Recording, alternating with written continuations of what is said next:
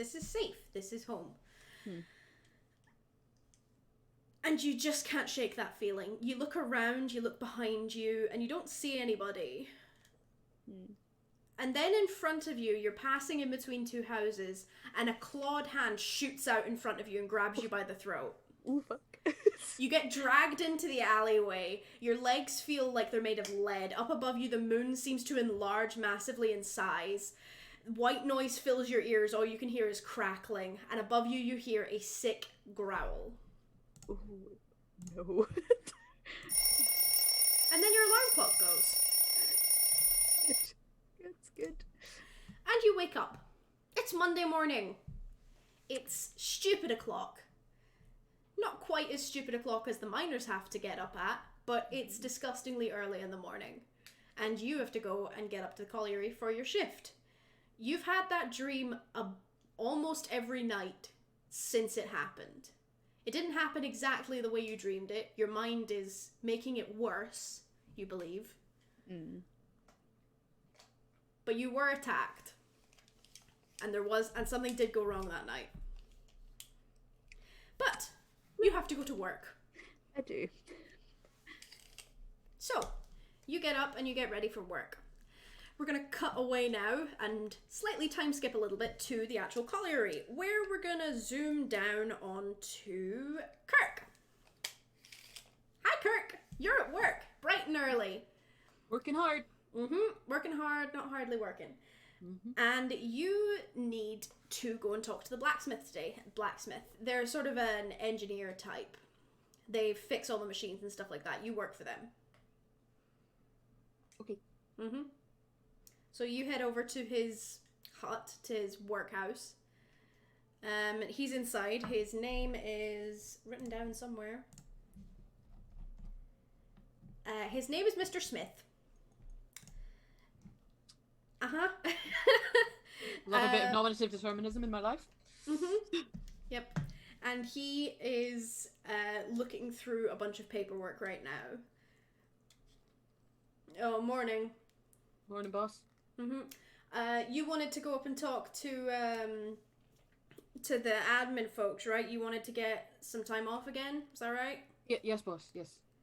Yeah. Okay, yeah, well, I need you to go up there anyway and tell them that there is a part busted in one of the pumping machines and we're going to need to order one in. This isn't something that I can fix. We need to order something in special. So here, take this up to them. That's the details of the part. Make sure they get the right fucking thing this time. I will, boss. I'll do my best. Okay, off you go. Yeah, so you head off up the hill towards the office. There's a whole lot of buildings on a colliery, and not all of them are dedicated to mining. The building that you're going to is the office, and in there, we'll find Julian. Right, Julian, let's see, what have you been working on lately? You probably spend a lot of your time keeping track of where the coal actually needs to go and making sure it gets there and things like that, and also making sure that the colliery has everything it needs to run. So, that's what you're doing just now. But your manager comes in and says that, hang on. Your manager comes in and says, right, we've got a new boy starting down the mines. We're gonna give him the welcome this morning. All right? So, of course, yes. Yeah. He's running a bit late, but you know that's because he's only in town this morning. He moved here right for this job, and he's just here today, so he's starting immediately. Well, eager to start, eager to work, eager to get going. He sounds like an excellent chap. Oh yeah, real eager. All right, you make a good impression, so you can come with and say hello to him. Oh, it's very kind of you, sir. Thank you. Yep. So you guys go through into a sort of meeting room where there is a man standing there. He's not in like his work clothes yet, but he looks like sort of typical working class guy. He looks tired. He looks like he hasn't slept in a while. He's got a cigarette hanging from his mouth that he quickly takes out when you guys come into the room. And he exchanges pleasantries with your boss, shakes your hand, things like that. It's when Susan comes into the room that the atmosphere changes. Susan, you're just bringing tea in. You're the tea lady. This is what you do. Standard day. You walk in and you see the man who attacked you standing next to your boss and next to Julian.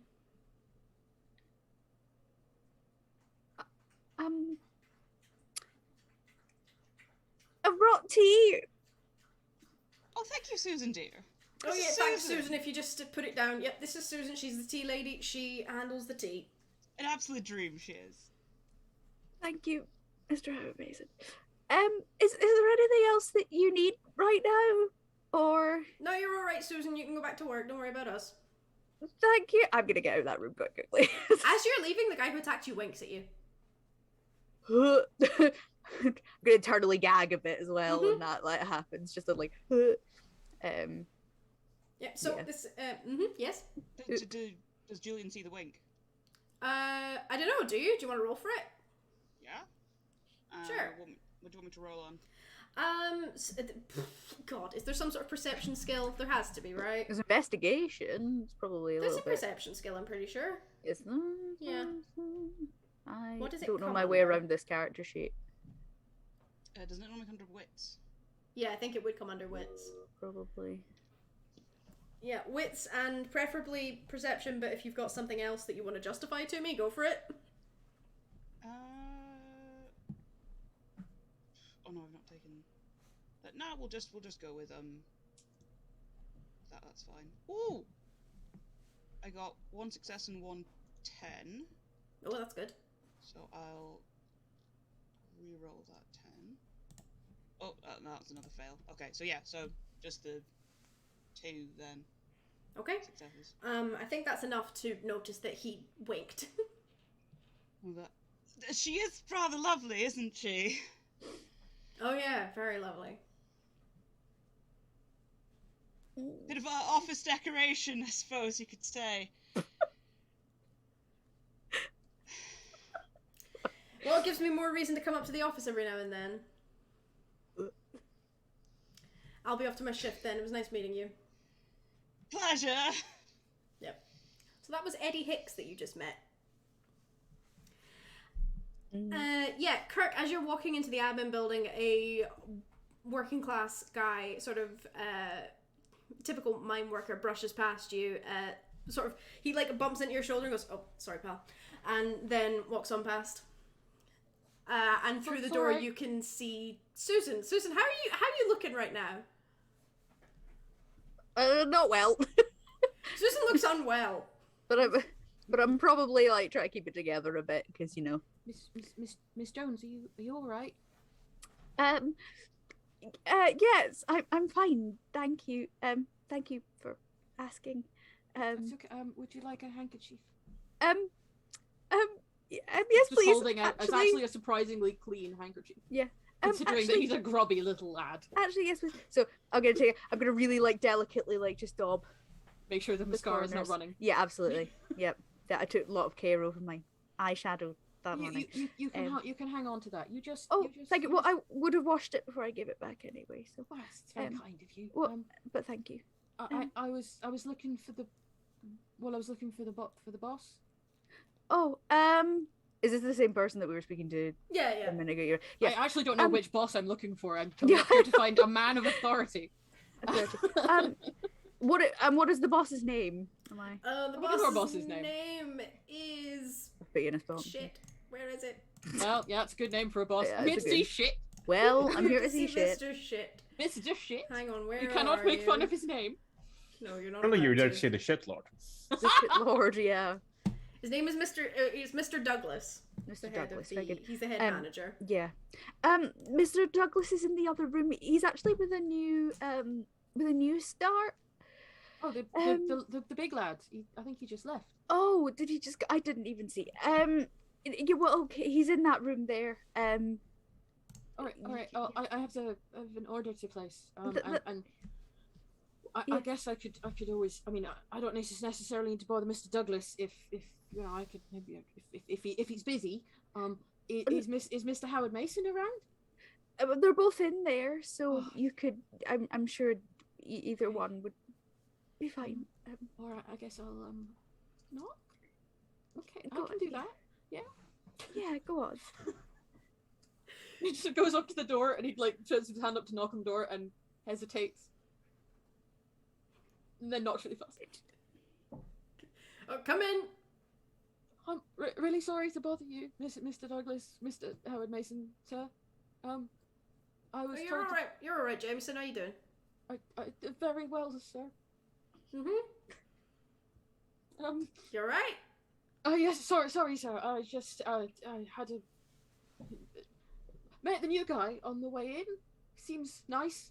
Oh yeah, Hicks. He's solid. He's very eager to start. Yes. Should be very productive.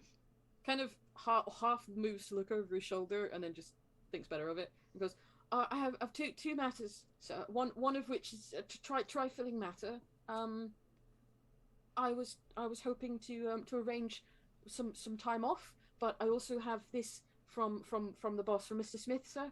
All right. We're needing a new part for one of the pumping machines. He's very specific in his specifications of what needs to be ordered. I think you've got all the details written on this piece of paper, sir. Oh, well, you can handle that, can't you, Julian? Oh, Mr. Howard Mason, sir. No, there you go.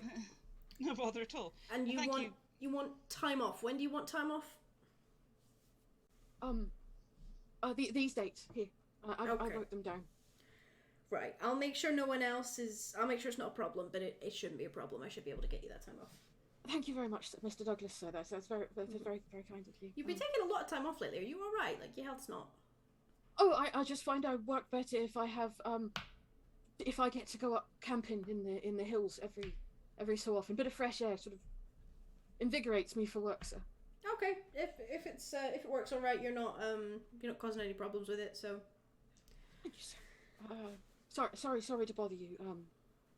I've delivered this. Should I wait until it's been ordered, sir, or should I go tell Mr. Smith that that's all sorted, Mr. Howard Mason, sir? I believe you can keep this in. It'll be dealt with in my hands. Don't worry. Thank you, boss. I'll just be going then. You've probably got very important things to be dealing with. If that's okay. Yeah, that's fine. Off you go. Say hi to your dad for me. Oh, I will. Thank you, boss.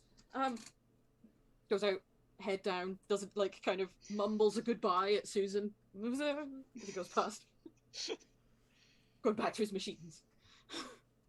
Julian will be looking thoroughly unimpressed with the whole situation throughout all of that. He's a decent lad. He grew up around here. Oh, local boy. Yeah. That explains a lot. Yeah. So we're gonna cut away again to Jock. Jock, you're on your shift. You're down the mine. You're actually physically in the mine. Congrats. You've got probably the most dangerous job out of anyone here. Yeah, it's pretty well lit down here. They actually have lights installed now, thank fucking God. Oh my god. Yep, and you have a helmet, you have a light on your helmet, stuff like that. You've been working for probably an hour or two by this point, and you've been listening to the guys around you chatter about different things. Most noticeably, one of them's been talking about hearing weird things down the mine. This happens every now and then, you've discovered, where the miners, who are quite a superstitious lot, will decide that something freaky is going on down the mines and that they're being haunted or something like that. And 9 times out of 10, it's just water making a weird sound in a cave a couple feet over that they've not broken into yet. It's never anything interesting. Yeah, and about this time is when a new guy shows up who you don't know. He's not worked your shift before. He talks briefly to your shift manager and then gets stuck in with the rest of you full on mining. He doesn't seem to be talking to anyone else over much, but you think that's just because he's new and he maybe doesn't Yeah, the Jock's probably the same. If he's directly asked something, he'll probably respond, but otherwise he's just getting on with it. Yeah. So you've got a bit of a reputation for being quiet. It gets later and later, and eventually gets towards the end of your shift. And as you are going up and heading into the locker room and things like that to put away your dirty stuff and get clean clothes and things like that, the new guy actually approaches you. During the shift, if Jock got the chance, he would have, if there was sort of something to go and do down where they thought there was something weird happening. Okay, Like he yeah. would have probably either volunteered or like tried to get a bit closer just to see if he could notice anything himself. Okay, yeah. Yeah, let's do that then. Do you want to make me some sort of check? How are you going about this? What are you doing? What are you looking for?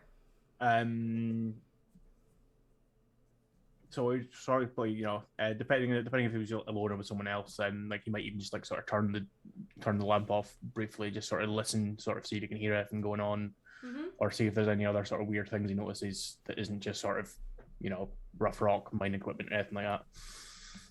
Okay. You kind of turn off your lamp and just pause and listen for a bit, and you leave it for a little while, and then you hear.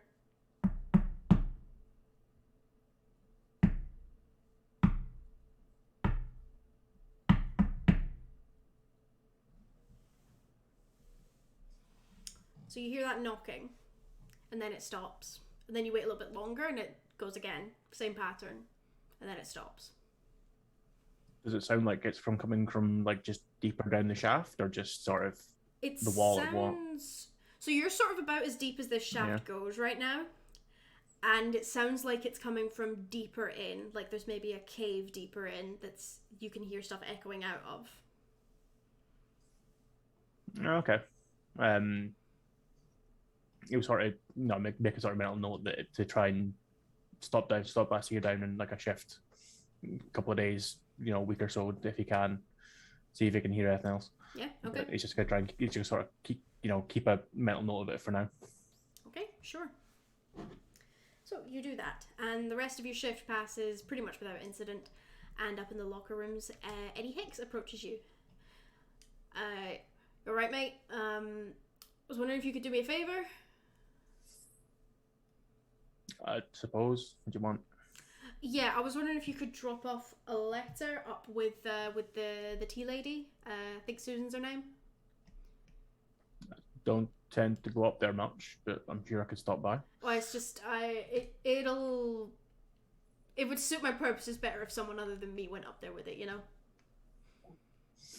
It's sort of kind of like I'm up and down, like okay, sure, like holds out a hand for the letter. Okay. He gives you a letter. It's more of a note than a letter, really. It's folded over a few times.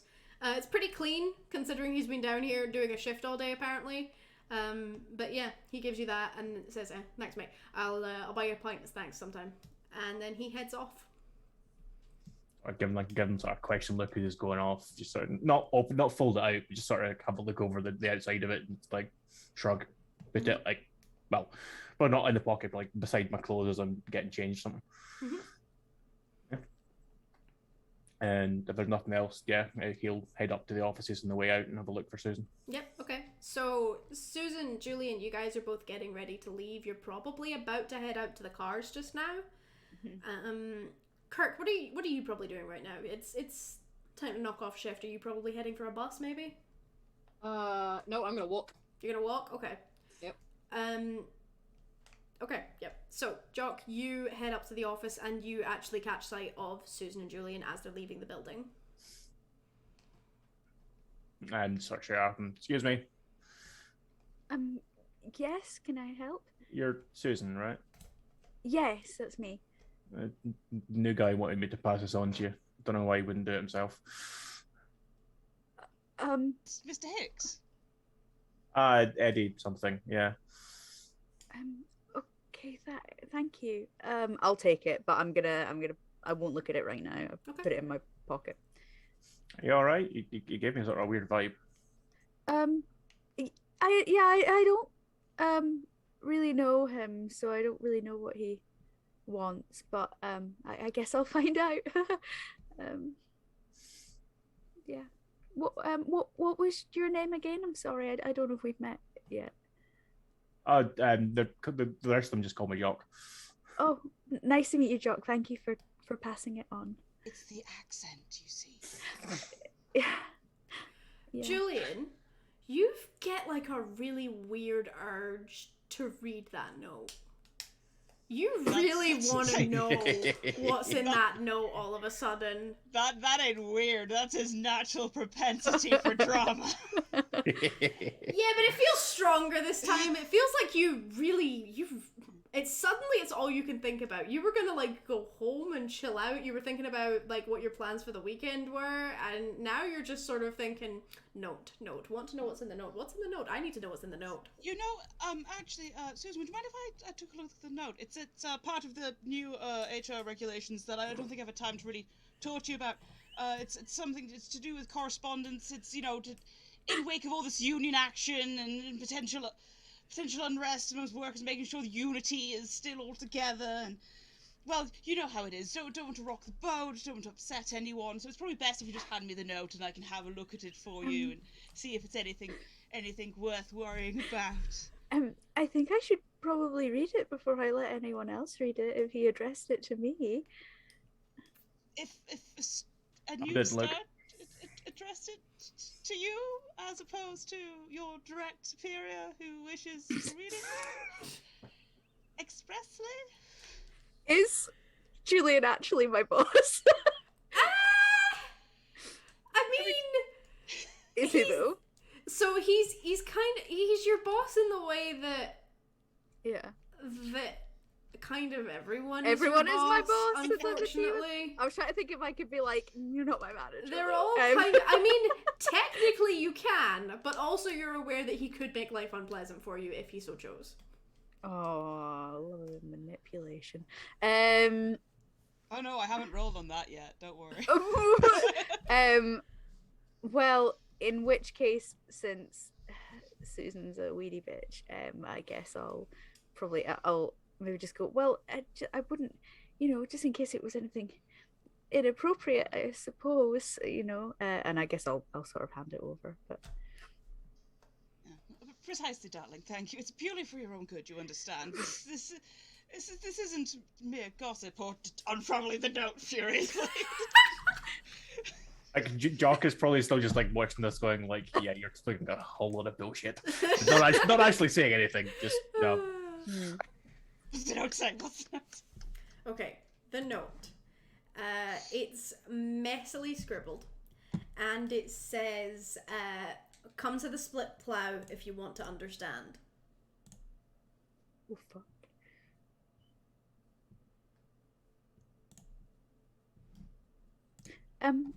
Can I have it back now, please? Yes. Awful handwriting. Oh, really? Okay. I'll read it as he hands it back. Yeah, same thing. Come to the split plough if you want to understand. The split plough, you guys will know, is one of the local pubs in town. The local pub.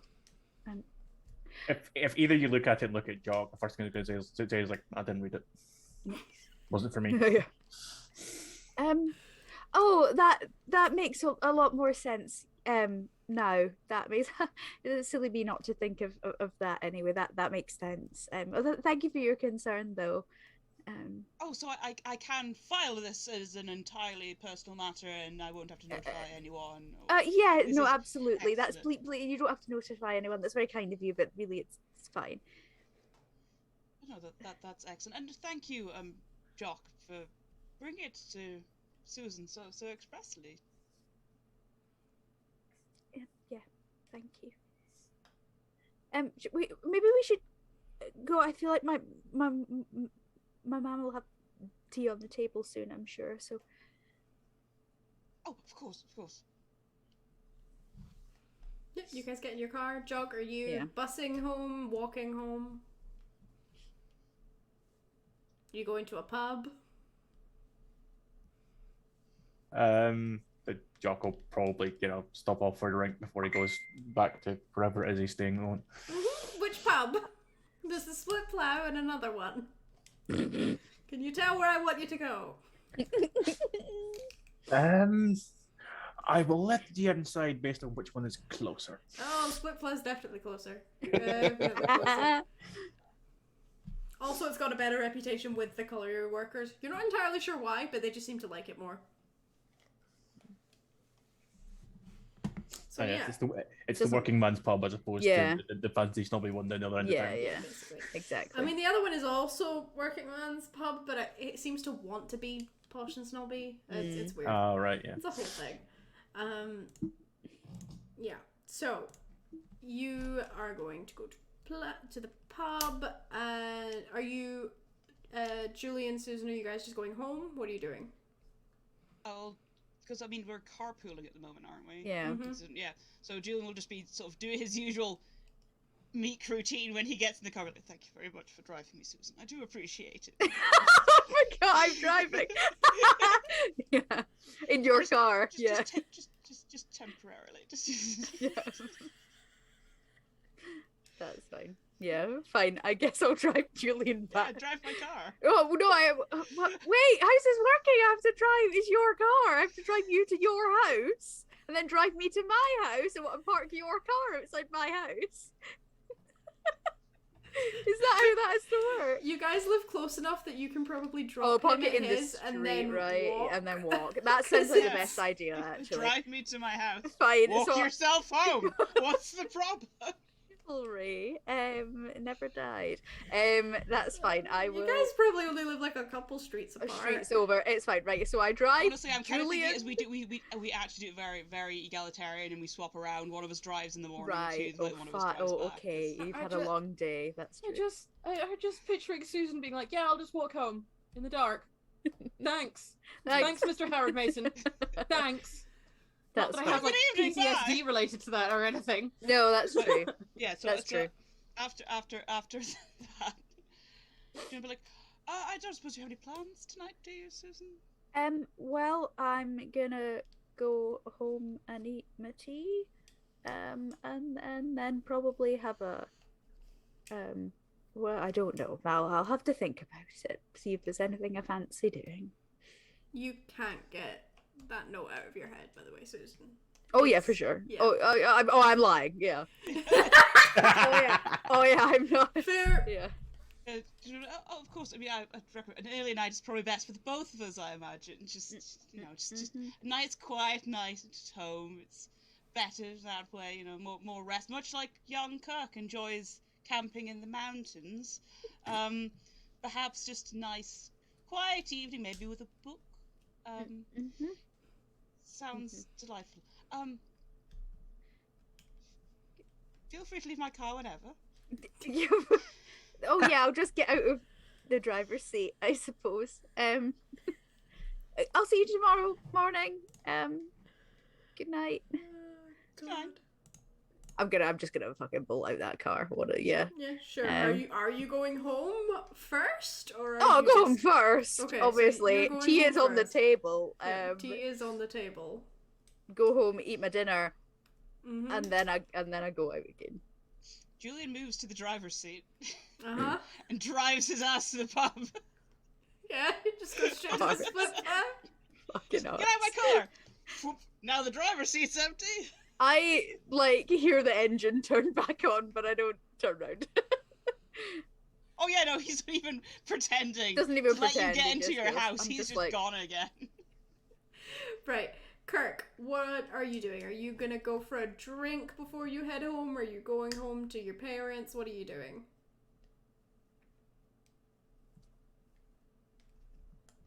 Has anyone invited Kirk for a drink? Uh, How many of the lads been like, "Come to the pub with us"?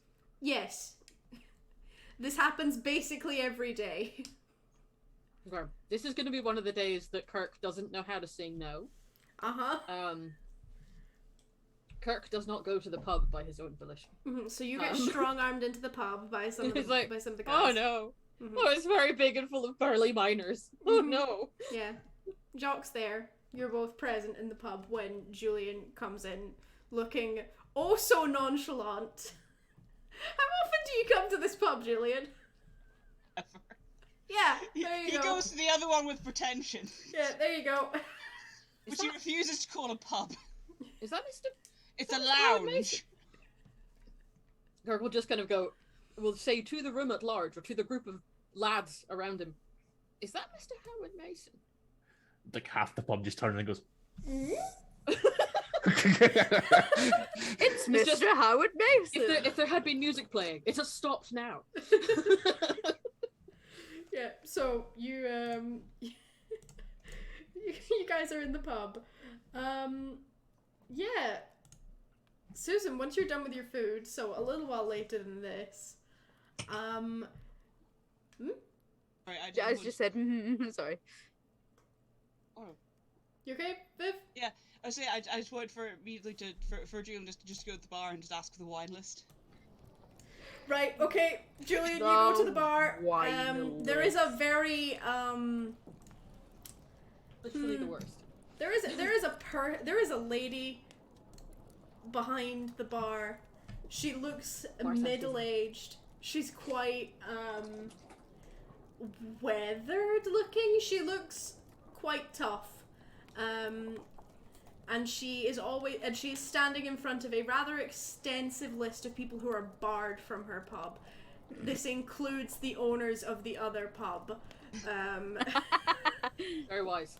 Very wise. And she looks up at you, looks a little bit confused because you're not one of her regulars. Says, right, what can I get you?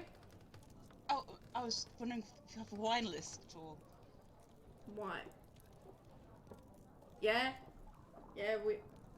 Yeah, okay, we've got a wine list. It's white or red or rosé. I'll take the house red, thank you. Right.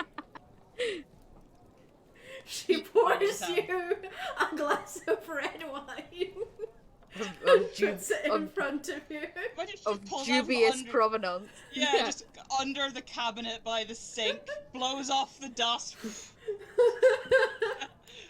Who gives it her? Definitely not the rosé, that's fine. Yeah. It's a 1972.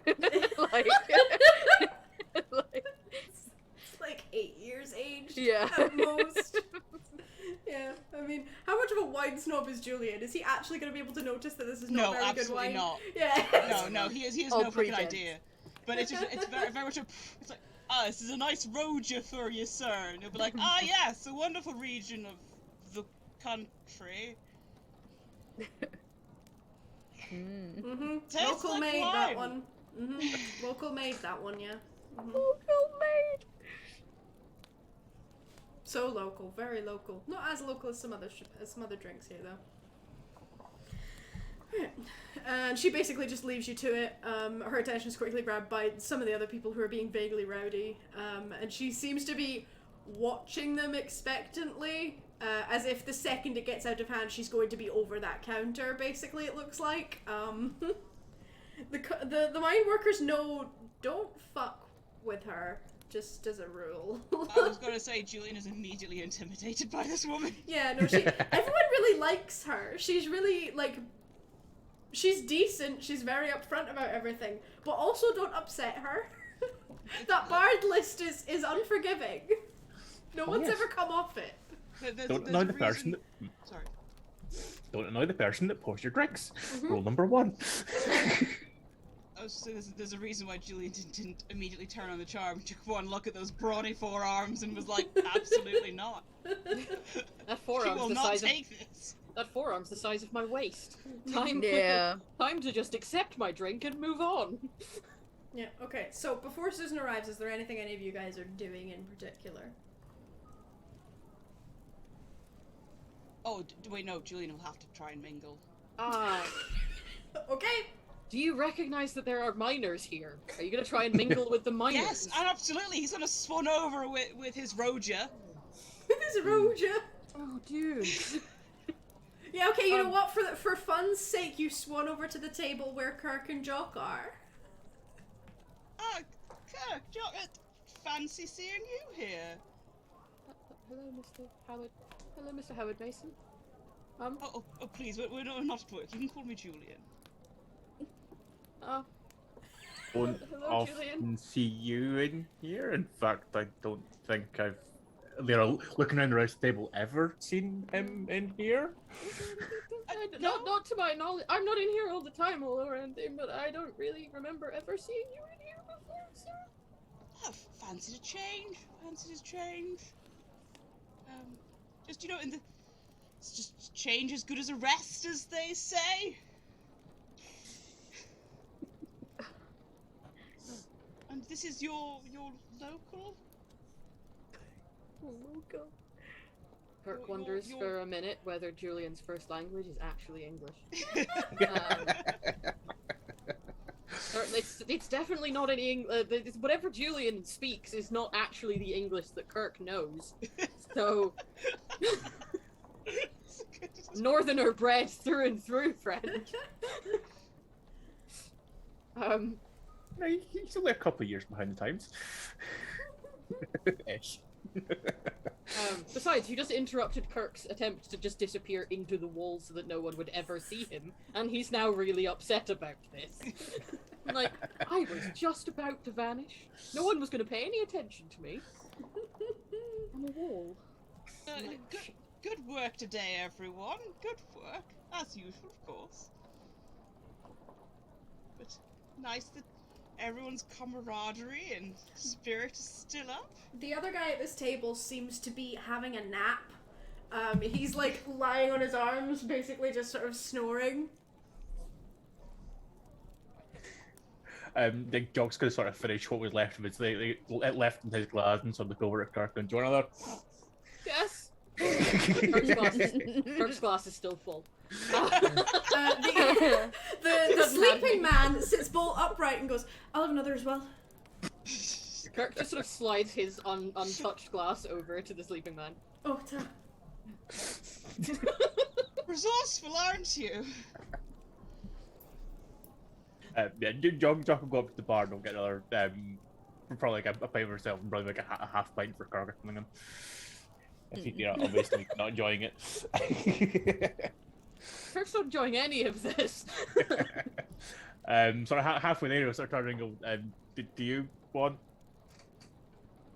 wine? Oh, I'm fine with just this. I'm a slow drinker and I'm driving. It's just the one. But yeah, like we'll walk up the bar and just sort of the sign is sort of 2 more, please. Yep, so you order, she gets you just what's on the tap and hands it over. Yep. Yeah, let's say that as you're going back to the table is when Susan comes in the door. There's not a huge amount of fanfare. You walk in. There is fanfare a little bit from Julian because he goes when you walk in because he's not subtle. He's still standing. He hasn't dared to sit down yet. I'm gonna look around and see if Hicks is there. Okay. Give me 1 second. Kirk, what's up?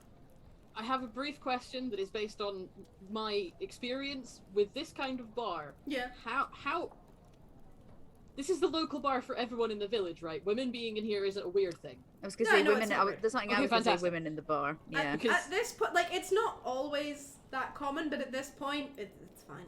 Yeah, okay, cool. It's Like, not some like people might officially a look working over, but men's they're not members gonna... pub. No, it's not like a members pub or anything. Yeah. This is just the I mean, local, I've been one into of the this. 2 locals. I've been into the very local pubs in the town we live in, and sometimes you just walk in the door and they all look at you and I'm like, okay, is it because I'm not a regular? Is it because I'm not a local? Am I dressed wrong? Is it because I'm a woman? Like, they're... like, as a local, you're probably not going to notice this so much, but Jock and Julian will definitely have noticed that this town in general, Dunmoore, is a local place for local people, for the most part. But because Me and Susan, we are local people. Yeah, you and Susan are local people. Susan grew up here. Half the people in here know her. She went to school with some of the younger ones, and the others are, like, probably related to her in some far-off way. Like, everyone in here just sort of goes, oh, it's Susan, cool, and then just moves on. If it had been an entirely new lady who walked in, there probably would have been more... A lady. Or like a lady. Whereas I am just a Susan. Yeah, it's just That's just Susan, Susan. isn't She's it? the tea lady. Yeah, Susan's here. That's fine. Susan sometimes comes in for a drink. It's not very often, but, it's not that weird that she's here. So yeah, Susan, you walk in and you're looking for Eddie Hicks. You don't see him. But the bartender, who you probably already know, her name is Rita, sees you walk in and beckons you over. Hi, Rita. Hey, Susan. You alright? Yeah, there was, oh, it doesn't really matter, but no one's asked for me, have they? not entirely. He didn't ask for you, but he said that if you came in, I was to give you this leaflet thing. I don't know why he wanted me to give you this. Are you alright? He seemed like a bit... I didn't like him. He was a bit... Like, the lads say he's fine and that he's just started working up the mine, but I don't know about him. I got the weird feeling, and so did Milton. She points over at an unconscious man on the bar. Oh, well, I guess if Milton didn't like him, but... Yeah, no, Milton didn't like him. And Milton, you know, Milton's crazy, but he's... Sometimes crazy is correct, you know? Yeah, I know. No, it's okay. He just started at the mine. I don't really know him, but anyway, I was trying to be nice, but it's turning into a bit of a wild goose chase if he's giving me notes and leaflets and not really speaking to me. But what did he want me to give? Well, he wanted me to give you this, and she hands you over a kind of crumpled leaflet for a band that is playing in a pub in Manchester. Or, well, not a pub, but a club, you think. Like a club? Yeah. What kind of band is it? Their name is... I'm ready for it. The name of the band is the Defiant Darlings, and they're playing at a bar called the Inferno. Oh, that sounds wholesome and safe. So wholesome, so safe. Yeah. I'll just take the leaflet. Oh wow, that sounds interesting. I don't know if this is a very roundabout way of asking me out. But anyway, if it is, maybe you stand him up. I didn't like him. Yeah, I'll think about it. Yeah. But just if you do decide to go, just don't go alone. All right, bring someone. Yeah, for sure. This seems like maybe this is the kind of music some of my friends might like. Yeah, maybe they're good. Yeah. Well, anyway, that was very strange. That as I say, it's turning into a bit of a wild chase. But thank you anyway. Yeah. Do you want a drink? Are you alright? You want to steady yourself a bit? Well, if I think he's not here, then I'll probably just go home. Actually. Alright. But thanks anyway. Alright. Be safe, darling. Yeah. Thank you, Rita.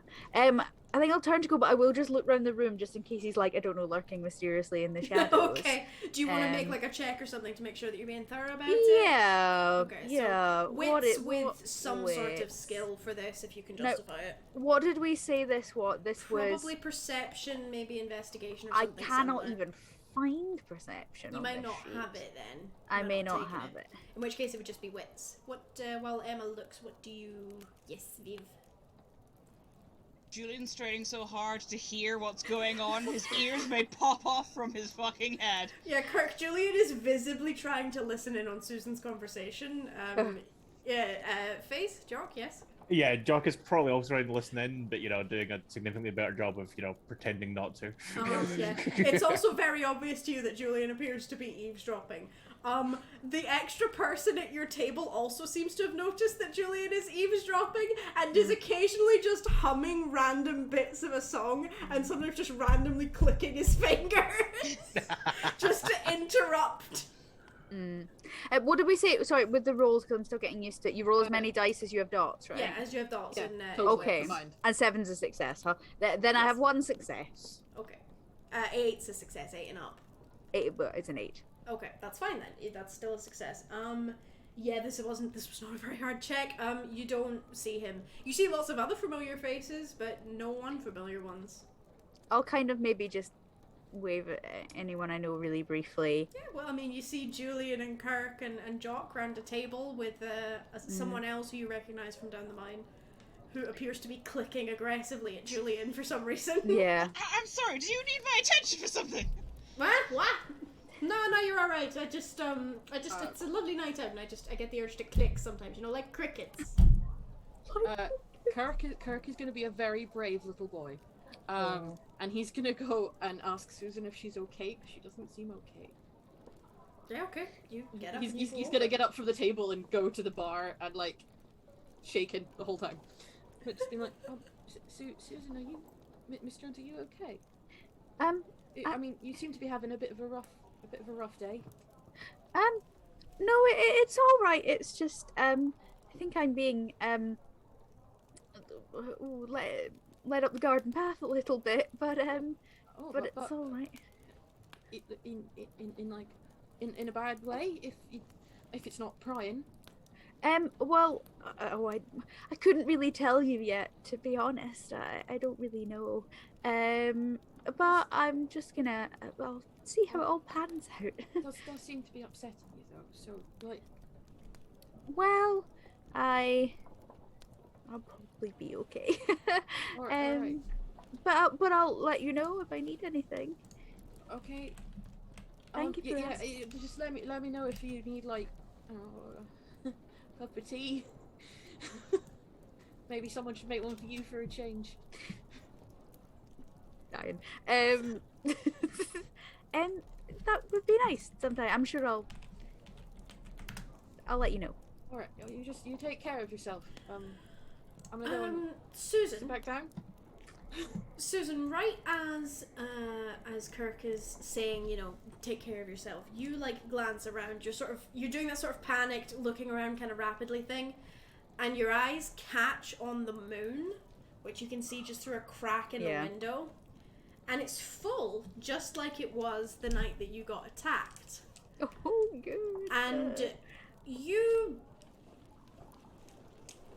basically have a small breakdown. Great. Do that how you want. I probably won't act it out, but I will Kirk's not ready start for to this. get a bit.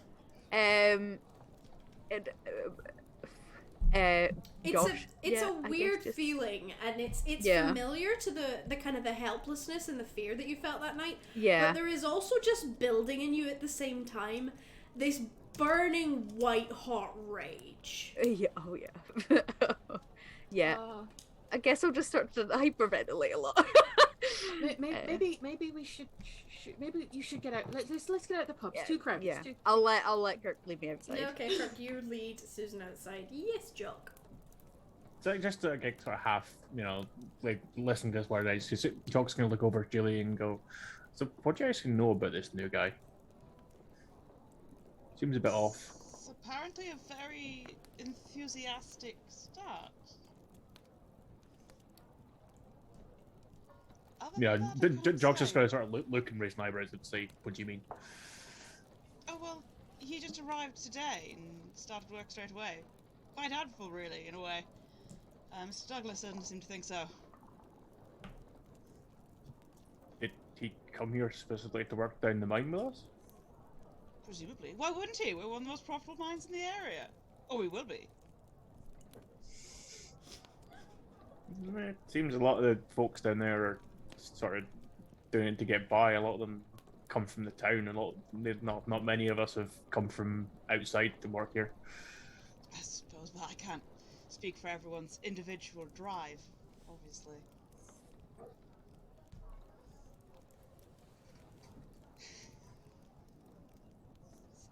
Okay, so outside, Susan, you're avoiding eye contact with the moon and having a bit of a... Kirk's coaching you through a breathing exercise, basically, that his mum taught him. Yeah. He sounds like he needs it himself as well. He's going through it with you. He's like, what do I do? A woman is dying. He's not good at this. No.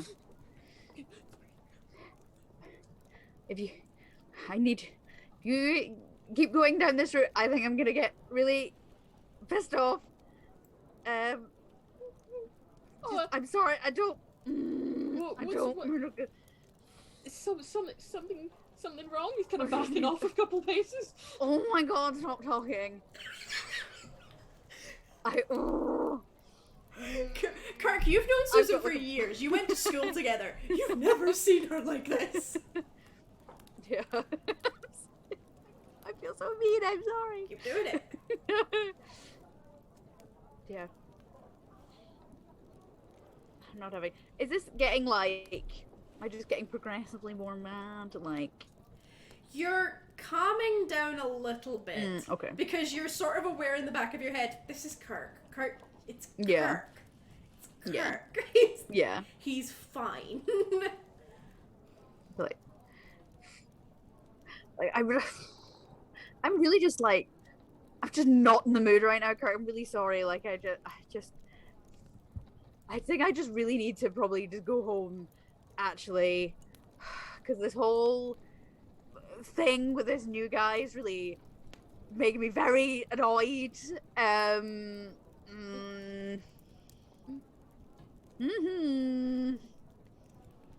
Kirk's just kind of nodding because he's been told to not talk, so he's just nodding at you. He is looking around rather nervously, skittishly, one might say. And he is standing several paces away from you. Just like, kind of like, do I need to run away? I'm sorry, I didn't mean to. You don't seem very make you well. annoyed or anything. No, I'm probably not very well, actually. This is really getting to me. This whole thing. It's a real bother, actually. I know this guy's new and I should really give him a chance, but really, I just don't. I mean, he did. Have you met him? What did you? He bumped into me on the way out of the office. Called me pal. That's all I've really got on him. He's taller than me. That's not hard, really. I don't. Anyway. You should maybe. I mean, would a walk home help? Bit fresh air, clear your head. I think I probably should. I think I just need to go and feel for a bit. Do you want me to come with you? Because I mean, I'm sure you can look after yourself, but you know it's dark and. I think. I think maybe considering. No, I think considering how she's feeling, she's probably going to turn down the walk home. Because even though there's a like, ooh, I had a bad time on this sort of night last time. Also, she's now feeling really pissed off and doesn't want to talk to anyone. So, probably turn it down on this occasion. Okay. I'll just go in. I'll talk to you tomorrow. Yeah. Actually. Okay. You take care, Susan. Yeah. He's just gonna kind of back towards the door, but he's not actually gonna go in. He's just. Working, I'm gonna start walking home. Okay. Now. But I do have the leaflet in my pocket. Okay. You walk home with the leaflet. What about the rest of you? This has been a weird night. For a number of reasons. Kirk's probably also going to walk home once Susan's out of sight, being like looking over his shoulder every now and then, not because he thinks he's being followed, but because he really feels like he shouldn't have got the angry lady to walk home on her own in the dark, and he's very nervous about this. I really hope she doesn't get murdered. He's gonna walk home, not talk to anyone again. Yeah, my plan. Okay, Julian, Jock, what you thinking? So I'm assuming like Julian didn't hear. How much of the conversation did Julian actually manage to overhear, if any? You overheard like a decent amount of it. You overheard that Rita didn't like the guy, and that he had left like something with her to give to Susan, and they mentioned something about maybe the music's good. And you didn't see the leaflet, so you don't know like too many details, but you know that Rita gave Susan something that was from Eddie Hicks. Okay, so Julian will go back to the bar to return his sort of half-empty wine glass, because he doesn't really like wine. And be like, oh, sorry, the wine was lovely. I realised half a glass is probably enough for when I've brought the car. Speaking of, I was going to offer Susan a lift home. I don't suppose, you know, if that's her way for the evening. It's rather odd for her to just stop by. Are you friends, perhaps, or?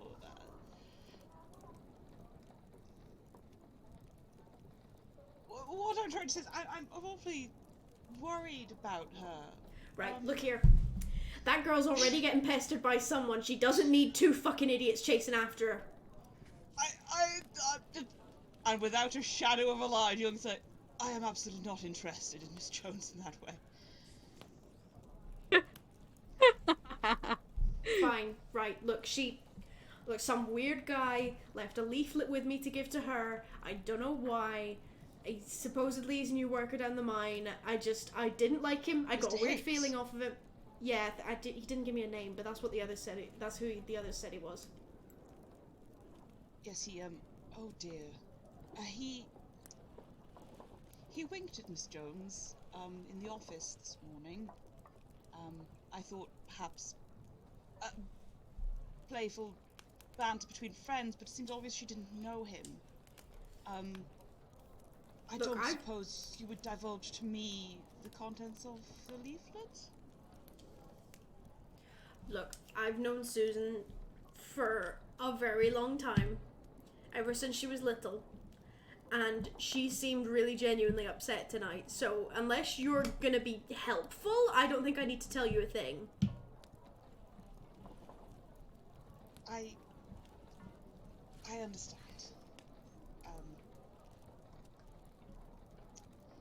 I suppose yes, no, you're quite right. As you say, she's getting quite enough harassment. I think I might just try to catch her at home. Thank you.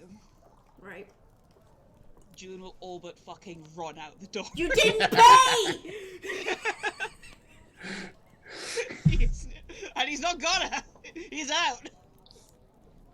And it turns out Jock's paying for everyone tonight, so... Apparently. Since we all just left. Sorry, Jock. Nah, Right, Jock. Jock, what... Hey, I mean, I offered Kirk, around, like... Didn't even drink it. Right, Jock, what about you? Yeah, Jock sort of collected all the glasses, sort of dumped them on the bar on the way out, put down enough to cover the tab. You're an angel. They don't deserve you. Sorry, he did rub me up the wrong way. Passed me a note to give to Susan. What is with this guy and notes and stuff? We have a post service. I don't like him. I don't like him. Can you look? No, I worked in the mine. I'm gonna keep an eye on him. He rubbed me up the wrong way as well. Yeah, I don't like him. And just like if I don't know how close you are with Susan, but if she does like go off to sort out to investigate that thing with the leaflet, just make sure she doesn't go alone. I mean, I've only spoken to her a couple of times, but what was on it anyway? It was some music gig in a bar in Manchester. I'll try and catch up with her tomorrow at work. See if she's all right. Thanks, Doc. You're a good sort. Sort of wave vaguely behind him on the way out. Yep. So you guys all head home, basically.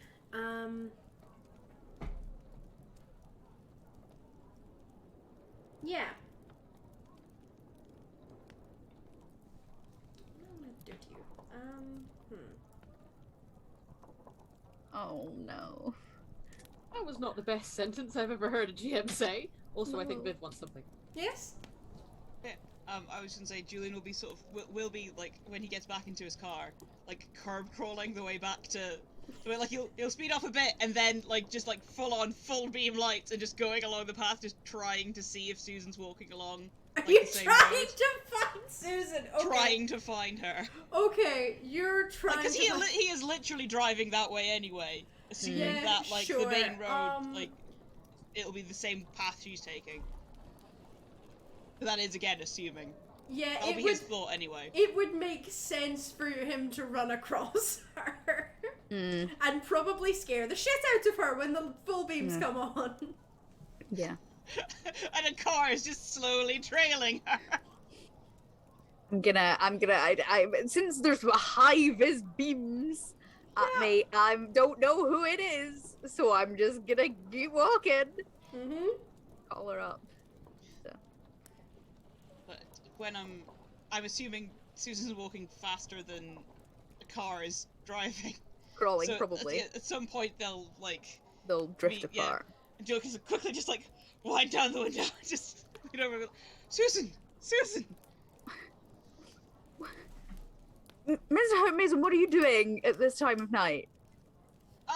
going for a Anyway, this is no time of night for you to be out by yourself, young lady. I thought we were going to go home to our own homes and have a nice quiet night in. Well, I decided to go out, which I'm allowed to do, because I'm an adult now. So... Please, Would you like a lift, please? Please let me. Yeah, okay, fine. I'll get in. I nearly get in the driver's seat. Out of habit, but I hop in the other seat. Yeah, you get into the car. It's a familiar car. You know this car, which calms you down ever so slightly after the whole being followed thing just ramps you up even more. You are having a bad time right now. Yeah. What? May I roll investigation body language? Sure. Very good.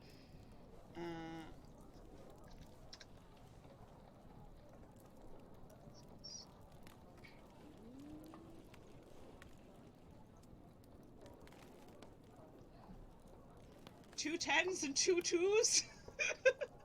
So just roll those 2 10s again, I guess, and Yeah. take the double loss. I don't know. Another success and another failure. Okay, so Yeah, that's 3 definitely successes, 3 failures. Yeah, I what's Susan looking like right now, body language wise? How's she feeling? Me. She's gonna be... Probably if I could, like... If there was enough room in the car to, like, put, like... hunch up, I would. But there's not really, so I'm just gonna look out the window and avoid eye contact. Very sort of like, don't speak to me sort of situation. Okay, so quite doing every signal in the world to say, Julian, don't talk to me. Yeah. So Julian's Julian's talking to you. gonna talk to me, yeah.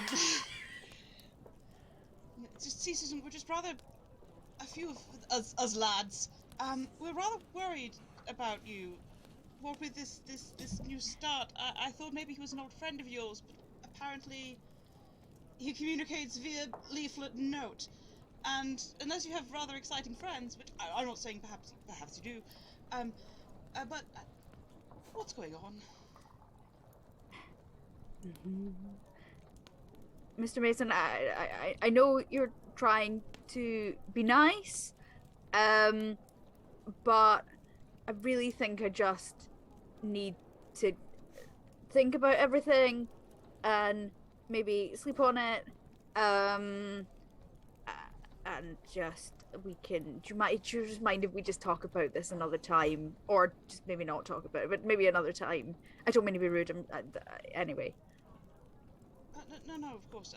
Perhaps during tea break tomorrow. Yeah, okay. Yes. And I'm sure you have others you may discuss this with. And of course, if it does affect your work in any way, then we can, of course, act. It is within our range. I would be able to help in that regard if it's started to affect you during office hours. Just, I'd like to go home now, please. Yes, no, of course. Fast drive over. Yeah, one of those actually returns to what the speed limit is, and not like the crawl he's been at, to extend the conversation as long as possible for the probably 10 minutes it'd take to drive back. Okay, you get Susan home. He will actually drop her off at her front door. That's good. That's generous of you. Thank you. That's nice. Generous. So you do that, and then you head back to your own home. He'll try not to flinch. Just slams the door. When I get in the house, I'm gonna go up the stairs. I'm not gonna say hi to my mum, who's probably still awake. I'll go up the stairs and I'll go into my room. I'll put my covers on my head and I'm gonna do the like scream into my pillow situation, just to get the rage out. Yep. Okay. Yeah, you do that. You do that until you fall asleep. In fact, you're just completely overwrought from just the whole day, and you pass out once you've had a bit of a scream. Yeah. And in your dream, it's not the same dream. You're not on a street. You're out on a hill. Your mum and your brother and you have sometimes gone for walks in the hills, just hill walking. And it looks kind of like the hills that you've walked around in, that you've gone to with your family. And in the back of your mind, you hear a rather feminine voice say, "Don't you just sometimes want to go absolutely apeshit?" And at that point, you feel an urge deep within inside yourself to run. Just to run and seek. You don't know what you're looking for, but you can't stay here. Do you run? Yep. On all fours, you run. Oofed. I'm gonna quickly switch away from you to someone else who's asleep right now. Let's say Kirk. You're asleep. You're all asleep in fact, but okay, we're gonna go into Kirk's dream. Kirk, what are you dreaming of? I mean, probably the local hills. Mm-hmm. He normally dreams of. How convenient for me. I mean, yeah, no, when you were describing the dream, and I'm like, oh no, that's what he's dreaming of. Uh-huh. Yeah, so out of the corner of your eye, you catch sight of movement. You're not used to anyone being out here with you. And you're worried because right now you're in full hunter mode. So something else being out here, that's dangerous. That's not good for them. Or maybe it's not good for you. Maybe it's a different predator. What do you want to do?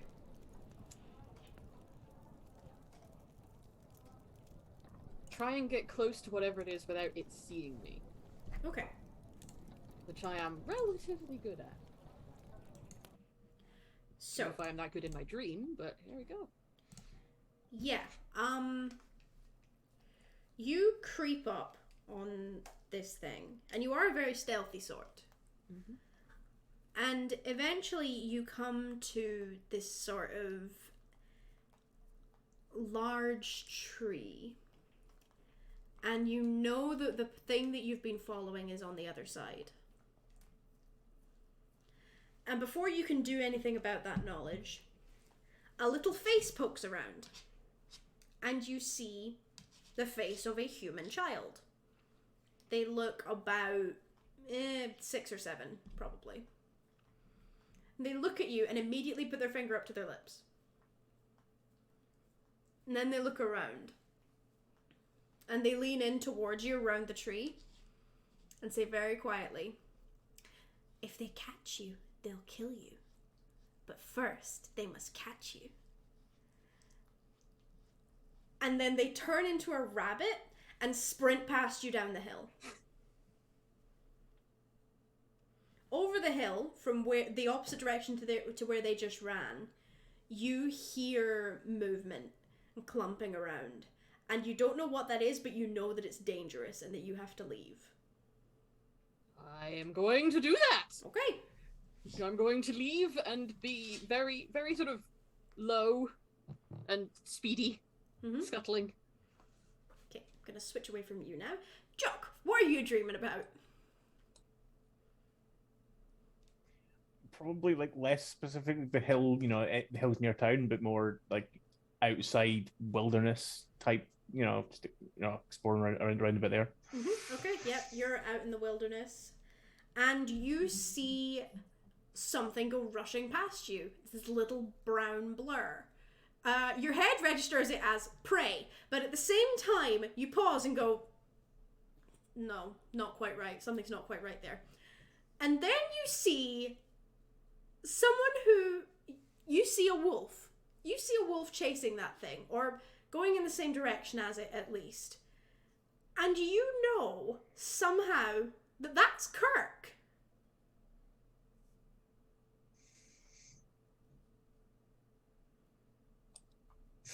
Jerk's dreaming about me, the weirdo. I mean, Doc's he's going to follow as well, but like from a distance, so not like sprinting to catch up, but just sort of quick enough to sort of watch the chase as it happens. Okay. Yep.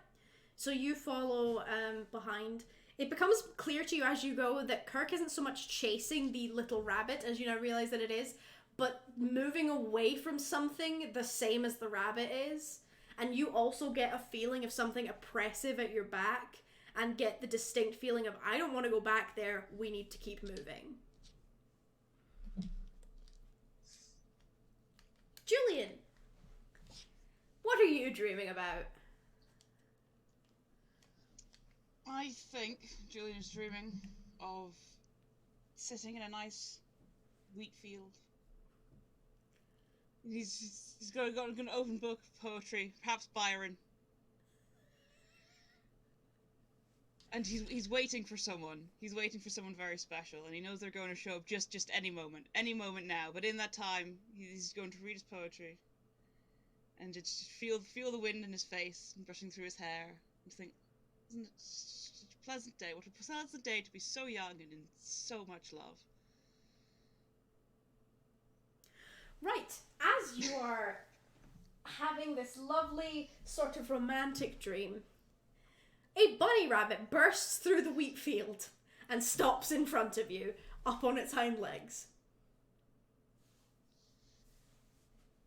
It twitches its ear to the side, and your book in your hand, the words on it change from the words of Byron, and instead is written on it, all the world will be your enemy, prince with 1,000 enemies.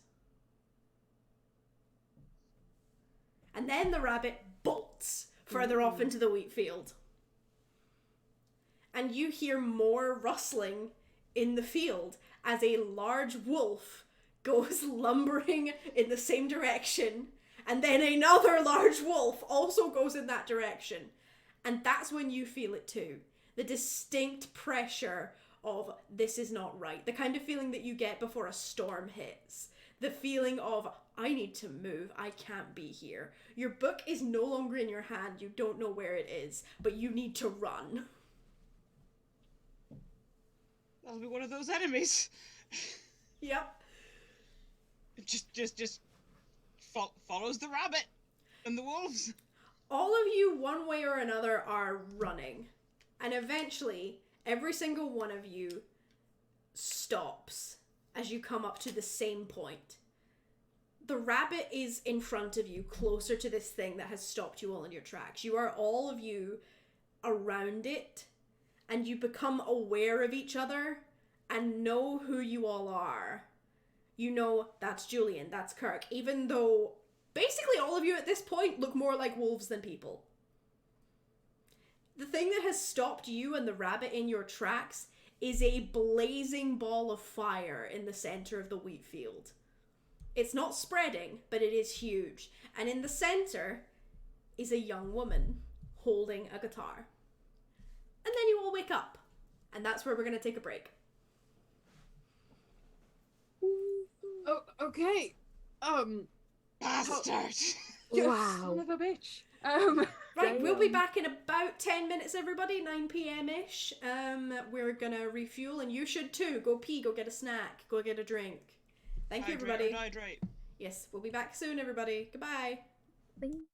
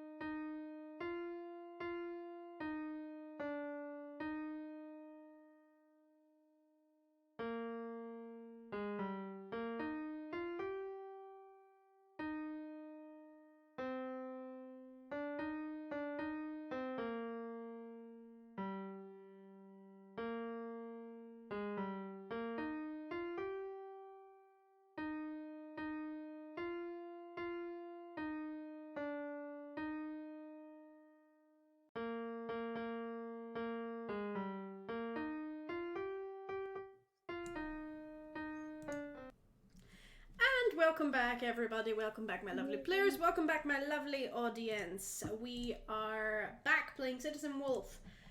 I left off after giving them a really weird dream, and then they proceeded to call me a bastard, which fair. But it could have been worse. I could have done that at the end of the session. Now it's the next day, and you're all in work, and you get to decide if you want to do something about that weird dream. Susan's gonna pretend the weird dream didn't happen. Mm-hmm. I think fair. during the morning carpool, and Julian will drive this time because It's his turn. Yeah. And I think it'll just be that very definite feeling of there is something not being said here on both fronts. I imagine it's just that, yes, we're going to do the, hello, Susan, driving. I'm not going to start talking till she does. She's not talking. I guess we're driving in silence. That type of thing. That's fair. Kirk's plan is to wait till lunchtime and then to see if he can get hold of Susan. Okay. Because I doubt we really... I feel like we don't get tea breaks. I feel like tea breaks are a thing for admin people. I mean, No, the depending people on... in the mines get tea breaks. We get Like tea a tea breaks. break. Yeah. Oh, that's nice. Okay, I'll wait. Yes, I'll wait but till do we tea get to- time then. Do we get to leave the mine for those tea breaks? Yes. We get to leave the mine for tea breaks. I mean, I'm not technically. You do spend I'm a lot of time in the down mine, there. but I'm not like in the mine. You spend quite a lot of time down there doing repairs and maintaining machinery and working machinery, so yeah. And giving Mr. Hicks the evil eye if he's here, but only when he's not looking at me. You don't see him at all. I was gonna say, yeah, like, is Hicks there at all today? You don't see him. Kirk was planning on being so brave and giving him the evil eye when he couldn't see him, and now he's not even here. Yes, Julian?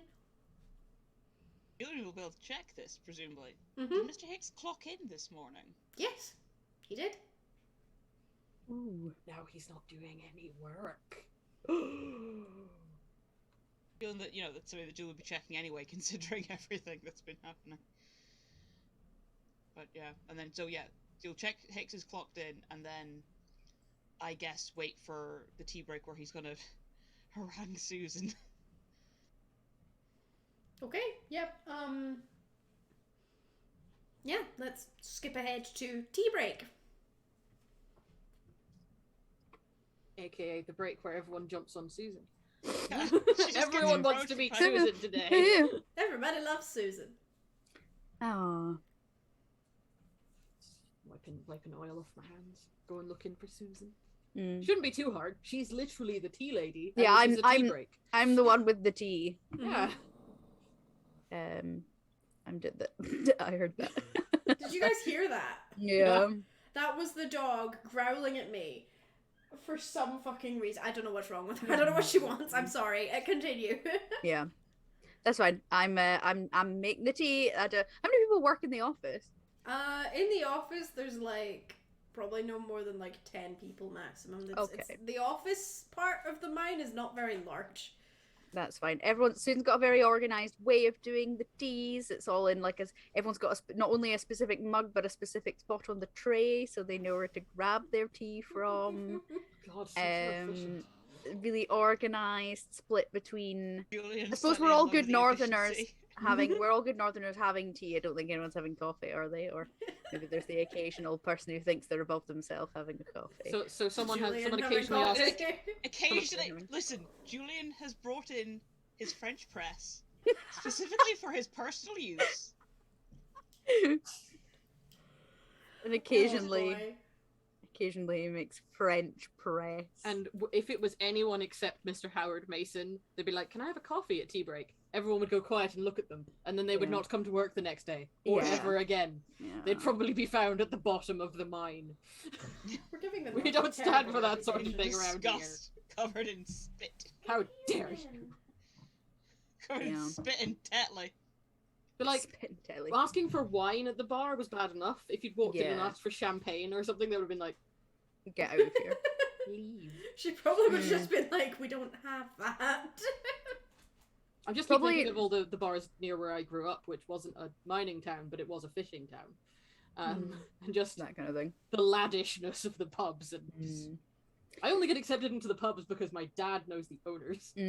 That's always the way, isn't it? Yeah. I think probably something to determine for outside of the games what brand of tea we're drinking. Oh, That's very the- important. I need to look up what was happening in the 80s. But anyway, I'm making the tea. With its Ever brand my- of tea that Susan brings us. That's Because we're true. too scared to drink anything otherwise. Well, Any no one's 80s gonna era go, followers. Susan, bring me a different kind of tea. Susan's gonna be God, like, no. It's true. It will be bog This isn't standard. Earl Grey. How do you think supposed to drink this? Oh yeah. Oh, it's English breakfast only. But like, what brand though? My brain's telling me Yorkshire, but you know. My brain was thinking Yorkshire too, but I'm biased. Anyway, That was also where my brain went because you're in the north. So. It's- we're local-ish. no, it'll be Yorkshire tea. It's Yorkshire tea. We've decided. Cool. There we go.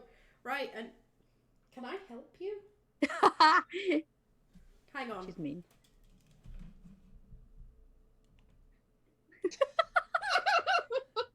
Can I help you, madam?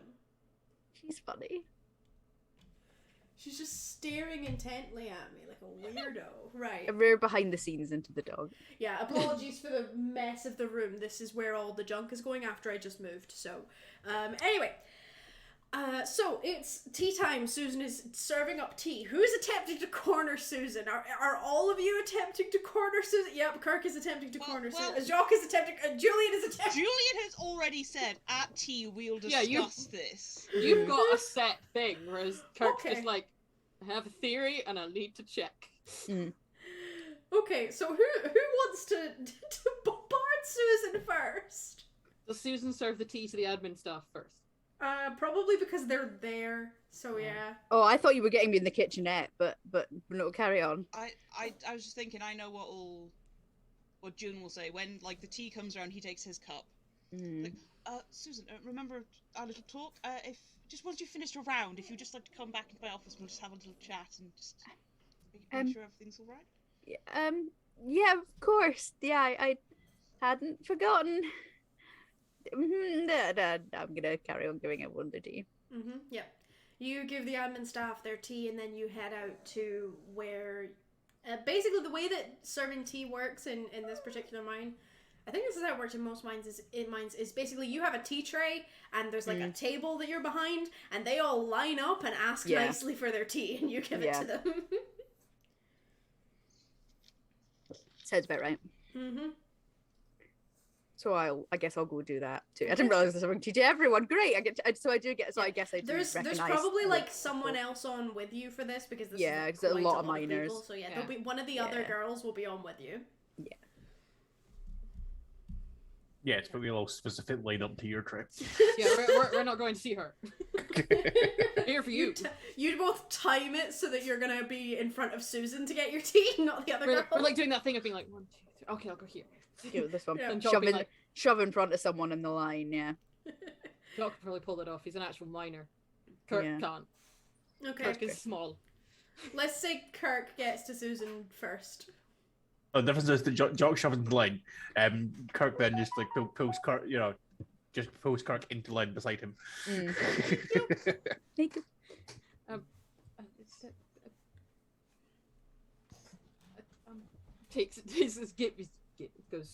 Goes forward. Yeah. Says the usual. Good morning, Susan. Morning. Just have my tea. Are you feeling any better? A good night's sleep was a good idea. I'm really sorry if I caused you any bother last night. Oh, no, none at all. I just I had something I wanted to talk to you about, if that was okay. I promise it's nothing weird. I'm not going to be like a creep or anything. Does it have to be? I'm looking back at the line of other miners. It's just whenever you. I mean, I was thinking maybe lunch. I know there's just along the break, so it'll. It's just okay, that if you're around. It's just taking tea. I just had this really weird dream. I'll talk to you. You're gonna scurry out of the line. I don't have a body language, but yeah, he's kind of just trying to read your face, like really weird dream, and you're like, Taking my tea and leaving. Yeah, eventually, Jock, you get to the front of the line. Morning, Jock. Morning. Get home all right last night? Yes, thank you. Sorry if I caused any bother with my turn last night. It's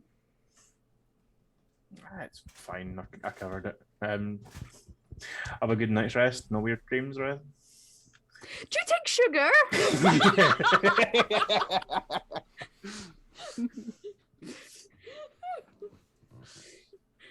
A bit of a weird night. Two, please. I'm gonna spin it in. I half expected the just keep putting sugar in. Yeah. Everything is fine. Everything is okay. Some tea with your sugar. That's fine. I'm gonna just give you your tea and be like, please enjoy your tea that you'll drink on the other side of the yard, please. Or Kirk's drinking his. Yeah. Yeah. Jock will retreat at respectable distance, but we'll try and keep an eye on her.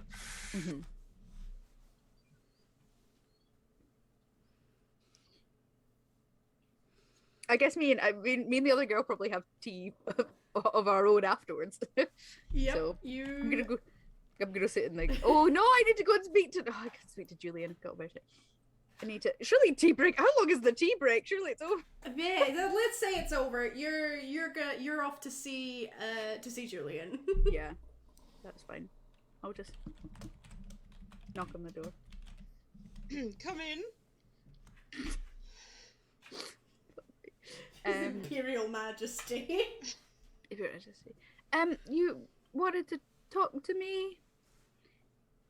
Yes. Oh, please sit down. Sit down. Thanks. I'm sorry I was quite rude to you last night. I'm really sorry. I wasn't really in the mood for talking. I'm sorry. That was quite right. Oh, actually, or is it?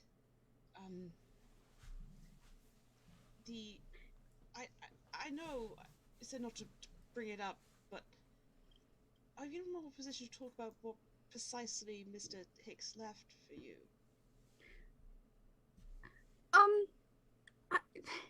He just wanted. It seems like he wanted to invite me to a concert, of sorts. He's done it in a little bit of a roundabout way, but maybe he's shy. Perhaps. What sort of concert? I don't really know. I don't really know the band very well. It doesn't really seem like my kind of music, but he wouldn't know that because he doesn't know me in any way, shape, or form. So maybe I might not go. I haven't decided. Oh, well, wait for the dog to return. Yeah. Well, I've quite an ear for music, of certain varieties. If you perhaps wanted a chaperone, I would be willing to come along with you, or even if you merely wanted a lift. Where is it taking place? I'm assuming it's the city. It's in Manchester. It seems like I don't know the area terribly well, but I will show him the leaflet. Yeah. Okay. Anyway, and so it's sort of crumpled up in my pocket. So, do you like this kind of music? Julian, being the underground bum that he is, does he know that music? You don't know that band, and there's nothing specific about the music, but you know that club. You've been there. It's one of the most prolific gay clubs in Manchester. Yep. Oh. But I his face is going to be a picture. That picture is going to clearly...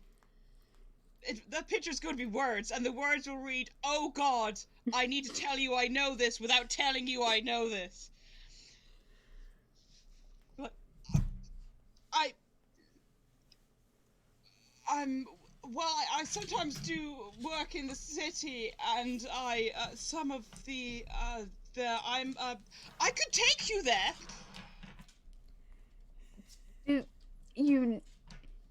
Do you know the area well? I don't know Manchester that well. I only sometimes go through for other things.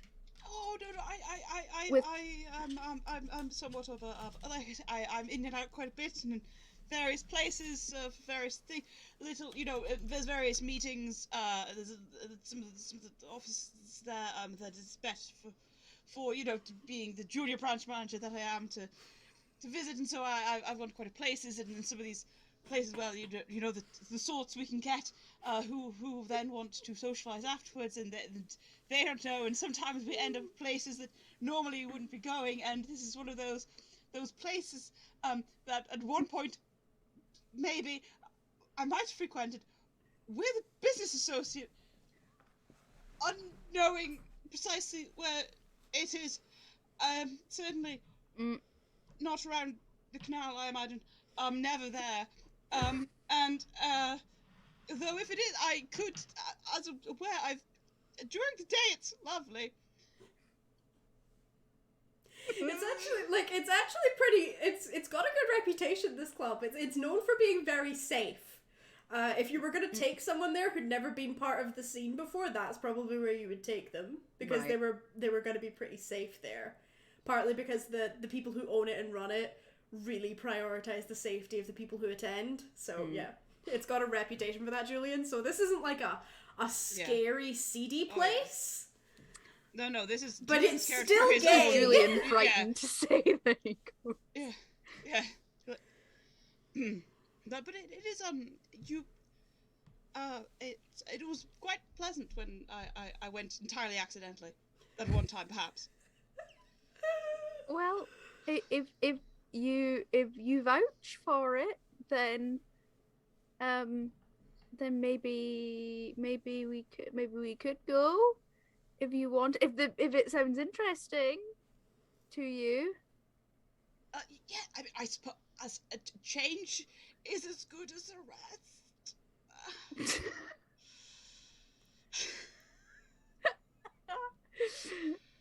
Okay, well, we can. That phrase is working real hard. That phrase for is Julie. working so hard for Julian right now. Well, we could. I guess we could talk about it. When is it? When is the concert? When did they say it is? Oh, it's not a concert. It's basically just advertising that they're playing there a few nights a week. A few nights a week, right? Okay, Yeah. they're playing like the regular. It's not like a gig, right? Yeah, okay. no, it's not like a gig. It's just promotional material. For basically they play there a few nights a week, and yeah. Okay. Cool. But yeah, so we could arrange like one of the times that they were playing. If there's like every Wednesday, Thursday, and Friday, then you'd be like. Then we can go one of the times. Okay. Yeah. I will agree to sort of make further plans later with Julian, and then go back to doing my job. All right, so eventually lunch break rolls around, Oh yeah. and Kirk appears. Kirk has not thought this through in any way, shape, or form. Hi, Susan. Are you free to talk right now? More or less. I'm in the kitchenette with like a sandwich, just like I Is there anyone else in here? No. Okay. I've got something to ask you that's a bit weird. Did you have a dream about running through fields and hills last night? And there was a ball of fire with a woman in it?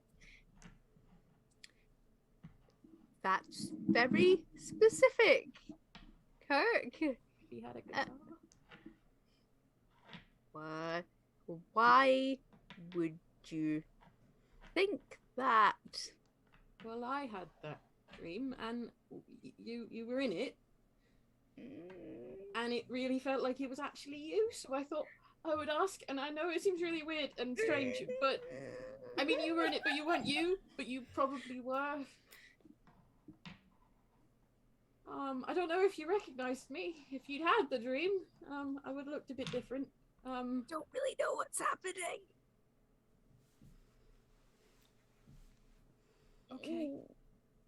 I just had such a weird night, and then I had a really weird dream, and I was like, got this really might angry when still you looked be a dream. I at the don't. sky. You looked at the sky, and you got really angry. Yeah, I got really mad at the sky. It's a really weird thing to do. Seems specifically like you got really mad at the moon. Yeah, I get mad at the moon. It's a bit of a weird thing to do, huh? Have you been feeling a bit more? Have you been feeling a bit more violent recently? Maybe. How are you doing? No, you don't. Okay, well, I mean, you're definitely new at this. If it is what I think it is, which it probably isn't, because it's a really ridiculous thing to think. But oh, don't say that. Weird things have been happening, right? Mm-hmm. And you don't know why. And it started when you got attacked. I've gone too far.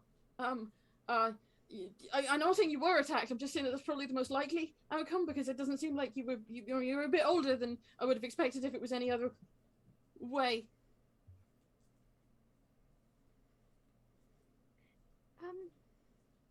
I'm sorry. I should shut up, and I should probably go. I'm just making it worse. No, I mean, I don't really know what to say, Kirk. Were you attacked in the night? Maybe when, say, the moon was full?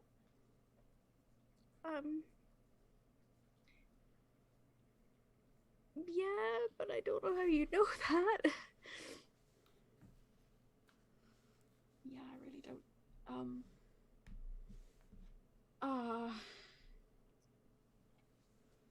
I really don't know how to, I was trying to think of ways to say this, but everything I say just makes it sound really stupid and really sort of mad, and you'll probably want to get me locked up somewhere if I keep talking, so I should maybe just stop. But I think there's a reason why you're feeling so strange.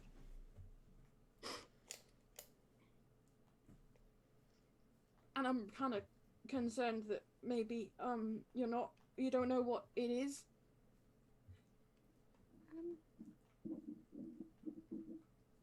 Yeah, maybe. But you do know what it is? Something similar happened to me a while ago. Okay. And I thought I was the only person who understood it, but I'm probably just overthinking this completely. This is probably completely ridiculous. I'm just making assumptions because you looked at the moon and then you got weird and then you were in my dream and you were a wolf. So I should go. I don't. Do you want to come to a concert? What? A concert? I mean, it's not really a concert, but me and Mr. Howard Mason, we're gonna go into Manchester and see a band. Do you want to? Sure. Yeah. No, that sounds fun. I mean, it might give us more chance to.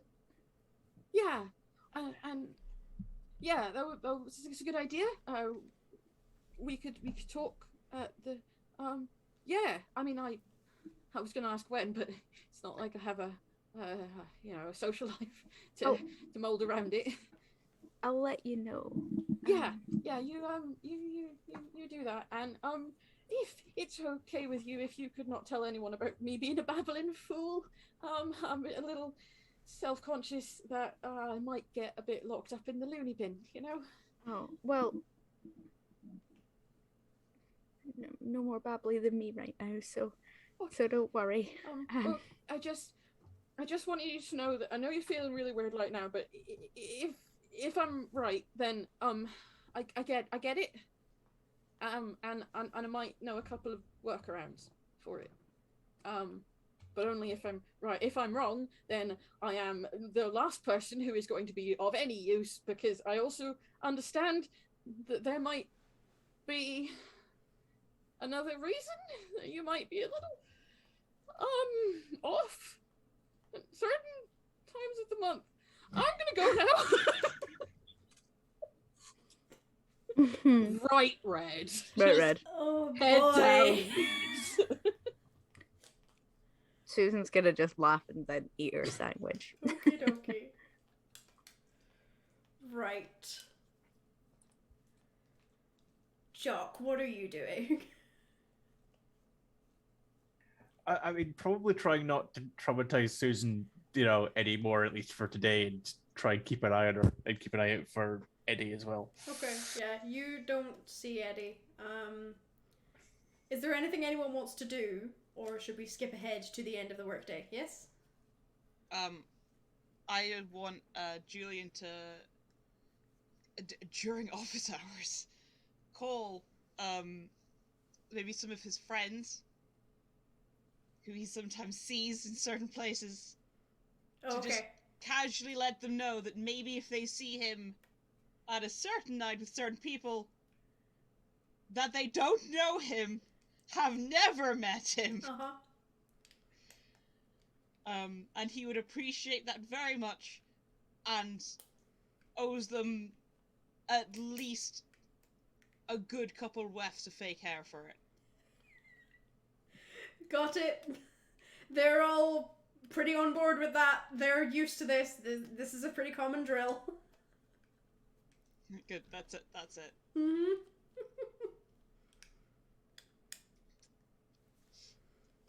So, it's time to knock off for the day and go home. I will let you guys know that the Defiant Darlings are playing at the Inferno Tuesday, Wednesday, and Thursday nights. So they're live tonight and tomorrow night and the night after. So there you go. Yeah, you guys are gonna head home. Is there anything anyone wants to do right now? I'm gonna tell Julian while we're in the car that I've invited Kirk to come with us. As long as that's all right by you, but it felt sort of like a nice thing to do in the moment. That's not a problem. He's a good lad, and you're friends, right? You're childhood friends. We were at school together. Yes. Yes. I would be stuffy on any toes being there, not some sort of high school sweetheart situation. Oh no. No. No. Well, that's good. It'd be good to have make it more of an occasion, I suppose. Yeah. If you want to invite anyone, you're welcome to. Oh, If you like. Yeah, I suppose I could Your mind goes back to the dream, Julian, and the person who was in the dream who hasn't been invited yet, and you feel kind of a sense of wrongness in that. Oh no, Julian. Oh no. Are you, when you're invited to ask somebody to this definitely straight bar, does your mind go to the strapping Scottish lad? Is that what we're saying here? Unfortunately, I think so. I suppose because I was trying to be like, but it's I have this strange. Well, as Kirk and myself are helping you with this, I believe Jock was also somewhat suspicious of Mr. Hicks' motives. Perhaps he might join us, it would make sense, and then we could all lay it to rest together, as it is most likely nothing, of course. But if it is, then we also, then there's another guardian for you. If that's quite. Since Alright. he was also suspicious, that would be fine, I'm sure. Yes, that's all good then. All good. That Everything is makes all good. sense. Perfect sense. A lot of sense.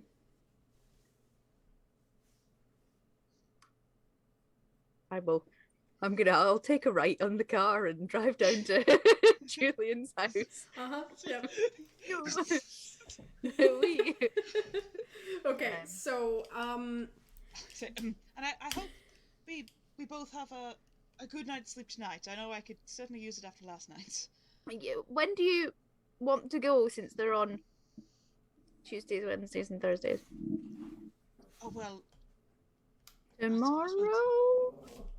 It would give us a chance to tell Jock, and then you'd need to at least call round to Kirk's, if not his number. Yes, tomorrow night, if All right. possible. I'll call Kirk when I get in. I'll look at my I'll pull out the older modern survey and just make sure I know exactly where the club is. Google Maps there. Drive to Manchester, the Ordnance Survey with the A to Z. We shall walk to Manchester from a small village. Oh, okay. You guys go home. Jock, what's up? He's not going to specifically look for Kirk sort of after lunch, but if he does happen to see Kirk down the mine doing something else, he is going to ask him how his lunch, for lack of a better term, lunch date went. Okay, Kirk, what's your... I mean, I'm gonna have to respond to that as well, but I was going to say that I have plans for this evening. Okay, asking how my lunch date went. Let's say Kirk's down the mine sorting out something, and you run across him. Wrenching some things, with a wrench. I am an engineer, and I know nothing about engineering whatsoever. I apologize. So you're repeatedly hitting with a wrench, not much else. I mean, Kirk is very good at engineering. I know nothing about engineering. Fair. He's just and if you come up behind him and ask him, he's going to drop his fucking wrench. And try and find it. I mean, Jock was also like probably like just a little bit, not intentionally, but a little bit stealthy anyway. So. Sorry, didn't mean to startle you. Well, I don't know what you're talking about. Oh, you arranged to meet up with Susan at lunch. Well, I mean, I wouldn't call it a date. I wouldn't call it a date, Mr. McDough, sir. We had a nice chat. I was asking her how, just making sure she was okay after yesterday. She seemed to have a really bad day with the new guy. Yeah, weird. I haven't seen him in today at all. He's not been down. I was looking for him because I wanted to ask him what he thought he was doing. I've been keeping an eye out for himself. Well, yeah, I haven't seen him, but it went pretty well. How did your lunch go? Sorry, just shrugs and going. Ate a sandwich, drank some tea. Sounds excellent. You're sleeping well these days? A few weird dreams. Yourself? Yeah, no, lots of weird dreams. Probably something about the pub the other night. It was weird seeing Mr. Howard Mason there. That was weird. He doesn't fit in at all. I mean, I don't fit in at all, but he really doesn't fit in at all. At least I vanish into corners and he drinks fancy wine. I should get back to my wrenching. Jock will sort of slap him on the back and say, take care. Go further in the mine. Kirk narrowly misses smacking his face off the machine that he's mending as Jock smacks him on the back, and he's like, "Ah, no! I am made of twigs!" He's probably quite muscly, he's just also shit. Okay. Do you guys... Mhm. I did have a thing I wanted to do. Yes, you do. In the, Okay, in the yes. evening. Mhm. I don't know if I have any idea where Susan lives. Though I am aware that we kind of went to school together and it's a relatively small town. It's a pretty small town. If you don't know, you can probably find out pretty easily. Okay, cool. I will try and find out from my parents in Yeah, a they probably relatively know. subtle way. They're probably super hyped. They probably think I want to ask her out. Oh, Yes, no. they do. Oh, no, They're I'm very sorry, hyped. parents. I'm very sorry about this, parents. I'm going to go and stalk her. Full moon lasts 3 nights. Yes. So, Yeah. he's gonna go off in the dark Uh-huh. and see if a Oh yeah. relatively canine shape leaves Susan's house. I was gonna attempt to phone Kirk's house, but probably won't find him. But won't It find depends him on how in. late you're phoning me, because I'm going off after my parents are asleep. Oh, Okay, so okay. if Well, you're I'll phoning- phone you at dinner. Like, I'll phone you after dinner Okay, that works. and tell you that we're thinking of going the next day. Oh no, oh no! You phoned him. You probably got his parents, and then you Yeah. asked for him. Hi, Susan. And then I'm like, where does Susan live? And they're all like, Ooh. and I'm like, oh no. Yeah. Oh, this is not So, good. Yeah, if I get then I ask for you, and you're in the hallway. We're both in the hallway, twiddling with the cables of the of the And the phone. cables of the hi. Hi. Yeah, Sat on the stairs. Can confirm that he can do the next day, while babbling a lot, and Mhm. you don't When know you get for off the phone, certain that he's tomato colored, but you also know for certain he's tomato colored. when you get off the phone, your parents are like, "So, are you going somewhere nice tomorrow?"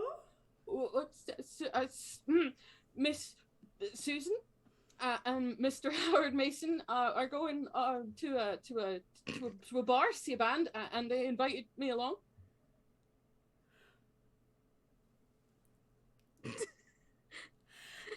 Sweetie, we love you, and if you ever feel like you need to talk to us about anything, we're here, and you can talk to us about whatever. We will always love you. I hope you have a nice time with your friends. Too damn wholesome. I didn't even tell them which fucking club. That was your mama and your dad standing next to her, just like, We're not a throuple. This is getting worse. They're Worse. ex-hippies. By Their the brains minute. immediately went there. Of course Yeah, they that's did. course they true. did. That's true. My parents are hippie enough that they have hippie names. Yes. They changed their names so that they could be hippies. Mm. And then became utter nerds. They did like a full about turn. The hippie to nerd pipeline, it exists. Yeah, it does. Yes, so he's going to go to bed early, and he's not going to explain why, but I imagine from the colour of his face, his parents probably are not going to ask any questions. I need to go to bed now, goodbye! But also pause on the stairs and goes, I love you. We love you. Because part of him is very embarrassed by what they're assuming, but also really appreciates that they're there for him. He's like, It's like, wrong okay, end of the stick, but thank you. okay, that was kind of weird, but thanks. I'm glad you loved it anyway. Okay, Okay, goodbye. I mean, I do have something I need to come out to you about, but I'm not going to. Yeah, and then he's gonna like pretend to be asleep and creep out the window and fuck off to Susan's. Alright, you go off to Susan's place. And you're basically just staking it out, essentially, to Yeah. watch if she leaves. She doesn't. Okay. He'll go back and he'll be like, that's not helpful. Susan, you do have the dream again. But it goes a little bit differently this time. Mm-hmm. When the dream reaches the point where you get grabbed and dragged into the alleyway, instead of being afraid, you are just filled with rage. Yeah. And you become vaguely aware of your hand turning into like a clawed paw and slashing out, and then you wake up as your alarm goes off. And it's the next day. I have a weird sense of self-satisfaction as I wake up, but Mm-hmm. that'll do. I may have sliced a bitch. Good for me. Good Yeah. for me. Good for me. Mm-hmm. Especially the atmosphere in the car being very different that morning. Yeah. Susan, you seem to have slept much better. I You've got a glow about you. It's good to see. It's excited about tonight, I suppose. yeah, I think it'll be kind of fun. That's it. We'll make the best of this, and it'll be an adventure. And yes, I must remember to speak to Jock. I'll do that. Perhaps at the tea break, or if you see him before I do, perhaps mention it to him as well. Mhm. That it's all of us going. He should know that it's all of us going. Of course, I'll let him know. Why would Julian be concerned that people would see him asking Jock to a bar in Manchester? Why would that be a concern? Why would that be worrying?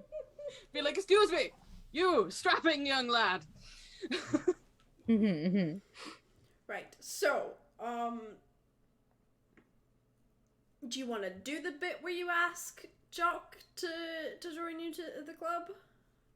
Or do you guys just want to skip ahead to going to Manchester? I think I only want to have asked Jock if it is going to be hilariously awkward. So if if Susan managed to be like, oh, by the way, we're all going, it's great, that's fine. But if Julian does have to try and find him, like, it's specifically, and then make an excuse for needing to speak to him by himself, then that, yeah. So it's kind of up to Jethro as well. I mean, I'm fine for doing it either way. You know what? For the sake of content and the stream, Susan's real busy today. She's just Oh, not got God. a moment to I've got a lot on today. The other girl does the tea. Mhm. Yeah. You know what you must do. Oh God, he does. Now, does Julian come and find himself, or does he like leave a message through the tea girl? He has a Come PA. into the office. Julian will send his PA. Okay. Yep. Who I'm assuming is also female and is going to be of a variety of names because Julian's never bothered to learn it. So like, Sandra, will you please find Mr. McDough and bring him to the office? There's a matter of and he'll just sort of like ruffle papers on his desk. There's a contracting issue with the man. Just bring him here, please. Yes, Mr. Howard Mason. She goes off. Thank you, Deirdre. Yes, sir. She pulls Jock out of probably at lunch. She probably times it so that she can nab you around lunchtime, so that she doesn't have to send for you down the mine. And you are summoned to Mr. Howard Mason's office. Sort of like looks up from his sort of half-eaten sandwich, like, what? Why? He said he had to speak to you about something. So just sort of shrug, sort of grab the other half of the sandwich and sort of like start munching as he's walking towards the office. And it's like, I guess the door just like knocks on the door. Oh, she knocks on it for you, Oh, opens okay. the door and says, Mr. McDough, sir, and lets Jock in, and then closes the door behind you. Thank you, Lily. I mean, other than his hand he's eating, like the rest of it is probably just covered in coal dust. Yeah. Yes. You wanted to see me? Yes, and so like towards the door about that very important contract matter. And then goes to sit down at his desk. So, please take a seat. Yes.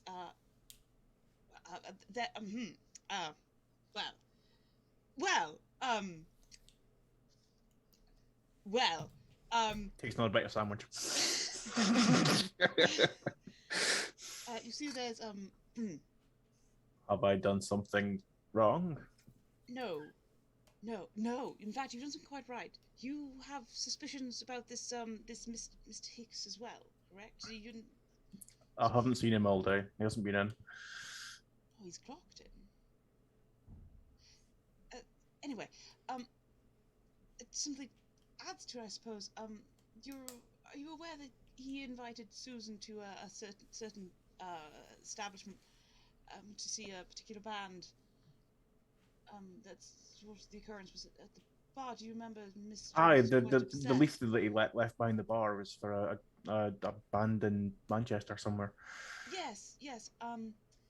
Well, as you saw how quite upset Miss Jones was, I thought it was only appropriate to offer my services as a chaperone, and also obviously I could bring the car, and also be another a fortifying presence for her, and as you were also interested in her well-being, and ensuring that this wasn't anything of too great a issue with the gentleman in question, that you might also wish to join us, and it wouldn't just be the two of us.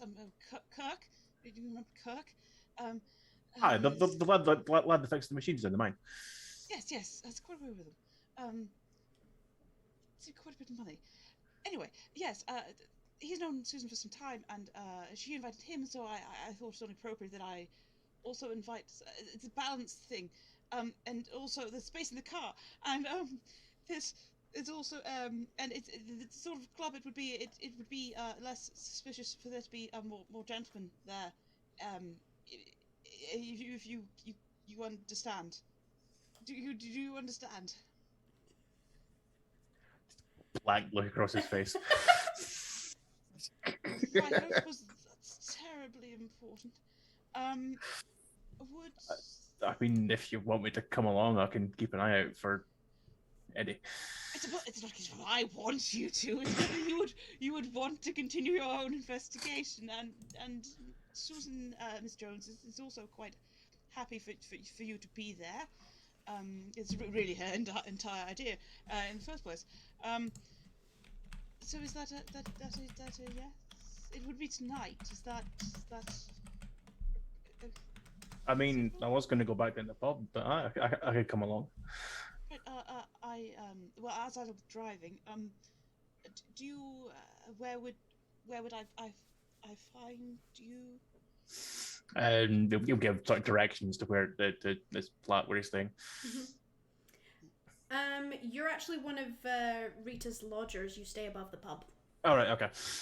Yeah, I'd say, When you said go back to the pub, you meant to your house in the pub. Got him.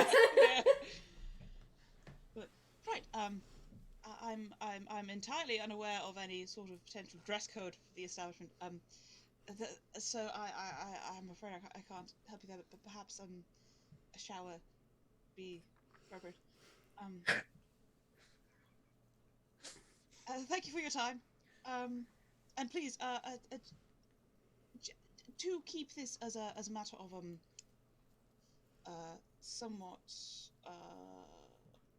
well, this isn't as we are investigating a colleague, a certain amount of discretion would be appreciated, especially if this is, as I hope and I'm sure is entirely nothing of consequence, merely the fantasies of a girl, of course. Then maybe do not mention precisely the nature of this conversation to anyone. I can keep a secret, I suppose. But yeah, no, he definitely rubbed me up the wrong way. I'd hate for something to happen if I wasn't there. Yes, good. Well, thank you. And he's will be getting up and shuffling you to the door. Thank you for discussing that very important contract with me. Please return to your duties, and yes, I will see you tomorrow. Wait, isn't it tonight? Yeah, but he's not going to Not say for the that, is he? Oh, I see. Yeah. What's Very Jock much is? a tomorrow with a fuck it with a no not a visible wink. That'd be weird. That would not help. I was But gonna yeah, say the gossip around the water cooler is gonna be bad enough, mate. Yeah. I mean, Yeah. Jock probably looks visibly confused for like a minute or two, like just starting us to the office before like sort of going back down to. What he does is ready for the evening shift. what he does is attempt to wink, but just sort of like forcefully blinks. yeah, like just that- tomorrow.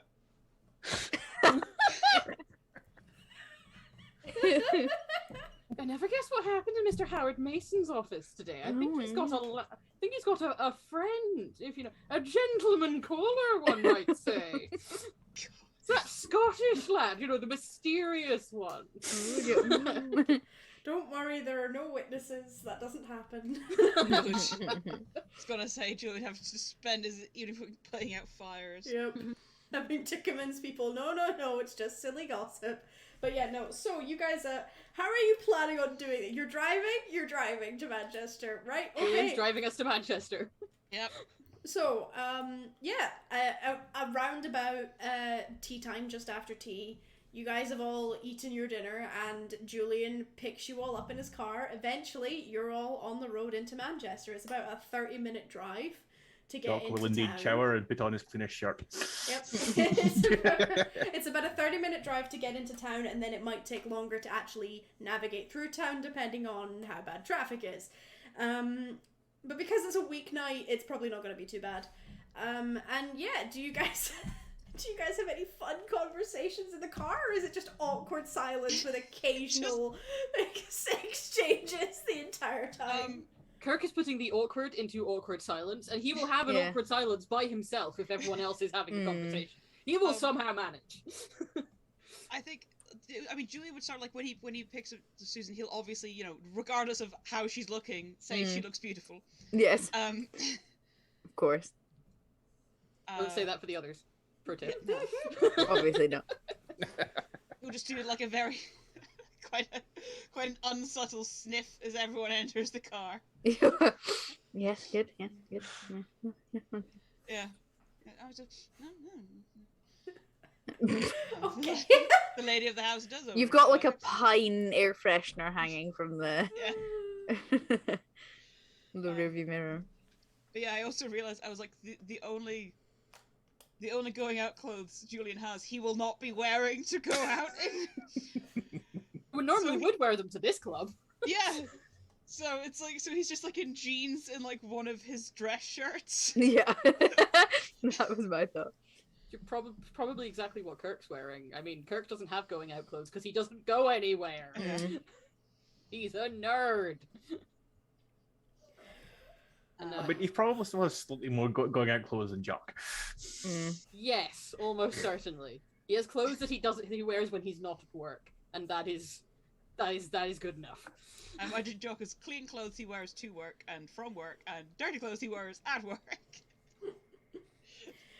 Okay, so eventually you guys get into Manchester and navigate through the city. And you reach a place where you can leave the car safely. And then you walk a little ways to the Inferno. There is a line outside, it's not a huge one. And there is a bouncer sort of checking people before they go in and things like that.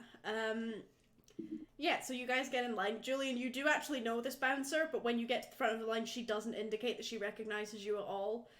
She just looks all of you over, and then looks a little bit harder at Kirk and Susan. Hello. I thought I just got a fucking passport. Like, I can't imagine you'd have any other kind of. Oh, they don't ask for ID yet. Okay. It's the 80s. It's the 80s. no But ID. she's Never mind. suspicious all the same. So she kind of looks at you guys and is like, how old are you two?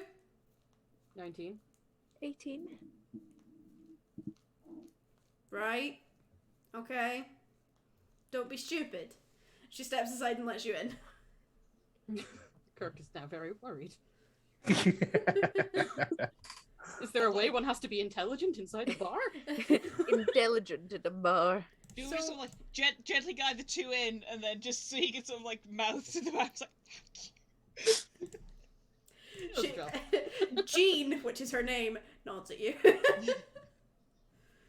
And yeah, you guys enter the club. Oh, Yes. rave. This isn't I mean- actually the music that's playing right now, but I wanted to give a sort of Yeah. right ambience Club, type feel. club music. Yeah. This is good. So I mean, yeah, obviously, you Julian, can't Julian quite see my detests ears this running. sort of thing. yep. So you guys all walk in, and surrounding you are just a whole bunch of scantily clad dudes who are real close up with each other. And now it is impossible to mistake the purpose of this bar. Mm. Awfully bright red cozy and in here, isn't Going it? bright red, looking at the floor. Welcome to your first gay bar, a couple of you, I suspect. Mm. All but Julian. The Probably. Probably. Almost certainly. But the reason that you all are here is currently up on stage. The Defiant Darlings are up on stage playing. You recognize them from the leaflet that Susan probably showed to you guys in the car on the way over. They're actually playing a cover of a song that you guys recognize from the 70s. And it's called There's Power in a Union by Billy Bragg.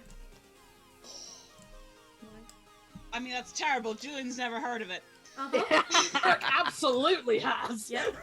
So they're playing their version of that. And on the stage, playing guitar, you see the woman from your shared dream. And that's where we're gonna leave the session for the night. Rave. Bastards! Rave. Rave our way out, guys. Rave it. Dance it out, people, dance it out. Thank you very much for coming to the first session of Citizen Wolf. I hope you all enjoyed yourselves. I hope my lovely players enjoyed themselves. Yeah. Oh, that was so much fun. Yeah, it's so bad. We'll be back here in 2 weeks' time for more Citizen Wolf. Is there anything any of you guys want to promo before we end the stream? Everything I do with my life has just gone out of my head. Yeah, always. Like when someone asks what your favorite song is, and you're like, "What is music?" What is I've never heard any in my We have a life. This song request from right chat now that- is my favourite song. This What? is Request from chat. We have a request from chat that all of our streams now ended dancing. Well, Regardless. since it's Bard and All Star Cooper who are asking, Two of our favourite people. then yes. I I think it's a tradition now. think we're gonna have to live in this bar. Yeah. I'll have to Rave try our and way end out. every single Yeah. thing in the Inferno. I think we have all of our suggested streamers listed below. Yep, go follow Um, me at Sneaky Urchin. I stream fairly regularly. Kat and I can also be found over on Thadix's channel most of the time. Usually screaming at Resident Evil for how terrible it is. Although we're going to stop doing that now because we've got to the good games. There might still be some of that screaming. There probably will be. Anyone else? Oh I never have anything to promo or anything. no, I don't think we have. Anything exciting that we're doing right now. But that's totally okay. Tell your friends about us if you enjoyed it, and if you didn't, then don't. If you Just steal a line from my if old you boss. liked us, we've been wonky role playing, and if you don't like us, we've been the 8U crew. Oh no, the AQ crew! You leave them alone. They're our favorite people. Shots fired! Ooh. Oh, thank you very much, everybody, for Shots tonight. This fired. was excellent. Thank you all. Wow. And Right. yeah, we will see you in 2 weeks' time. Good night, Yep. everybody. Night, everyone. Good night.